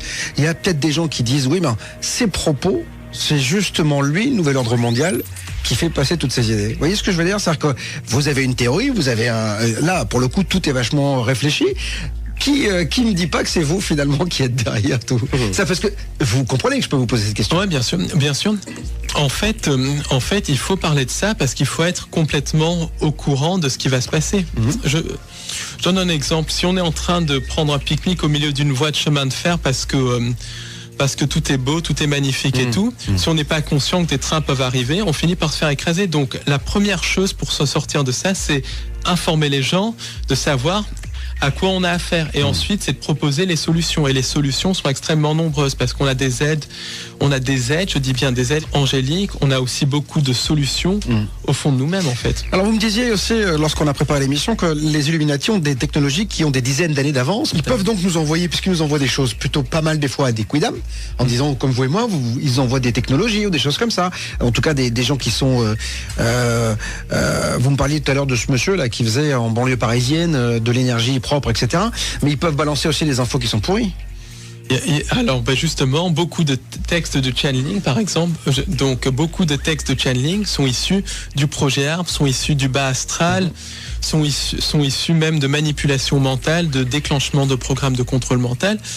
Par exemple, quand on lit des livres de channeling, je suis dans une librairie, je suis bien placé pour le savoir, il y a beaucoup de livres de channeling, c'est vraiment de la merde, c'est ce qu'il faut dire. Il y a rien dedans, il y a aucune spiritualité à l'intérieur, c'est des messages complètement bateaux et tout, donc il y a énormément de désinformation.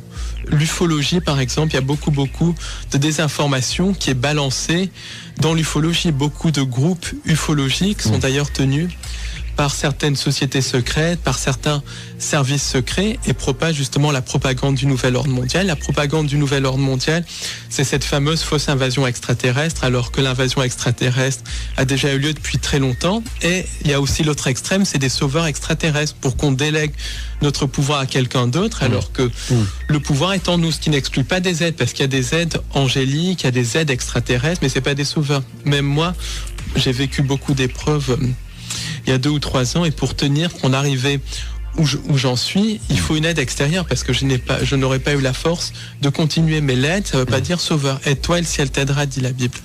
Dites-moi, c'est marrant parce que vous faites référence quand même à la Bible, qui est quand même...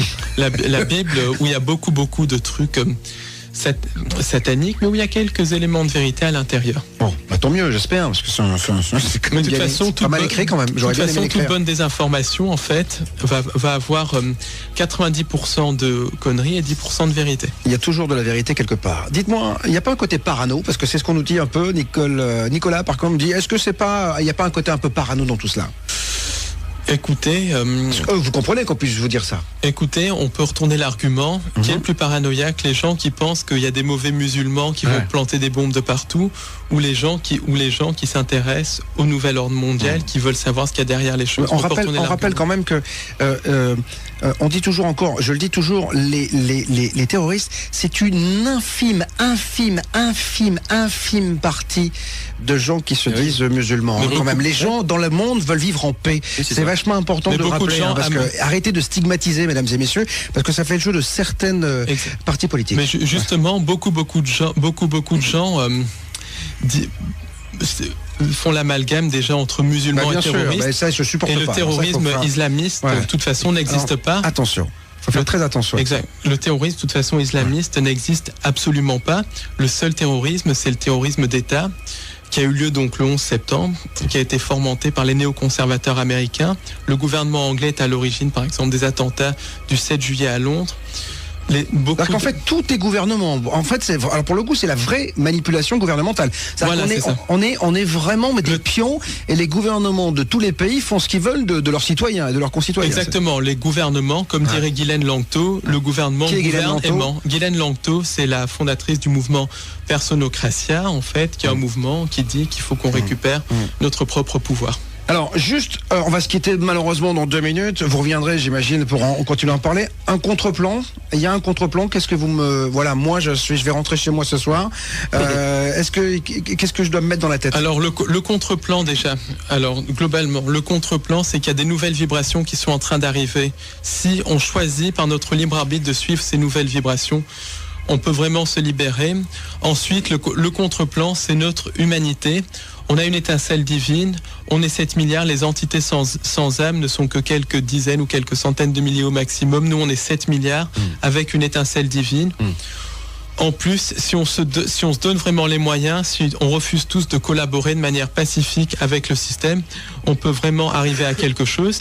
Mais la solution, globalement, c'est vraiment s'aimer les uns les autres, aimer son prochain et essayer de donner l'information comme on peut la donner. Et quand on sent que quelque chose est juste le faire et transcender nos peurs. Alors vous avez dit quelque chose de très intéressant. Aimez-vous les uns les autres, quelle que soit votre couleur de peau, votre religion. C'est ça qui est le plus important. Paul Ponceau, merci infiniment d'être venu ici. Je rappelle que vous êtes chercheur de vérité, libraire, conférencier, écrivain amateur et que vous avez écrit donc Le plan secret du diable à compte d'auteur. Voilà, si vous voulez en savoir plus, je vous conseille de vous procurer ce bouquin qui est quand même, il y a combien de pages Il y a à peu près 130 pages. Voilà. 130 pages, mais relativement grandes et écrites assez petites. Voilà, c'est ça. Donc, il y a pas mal de lectures. Merci Paul.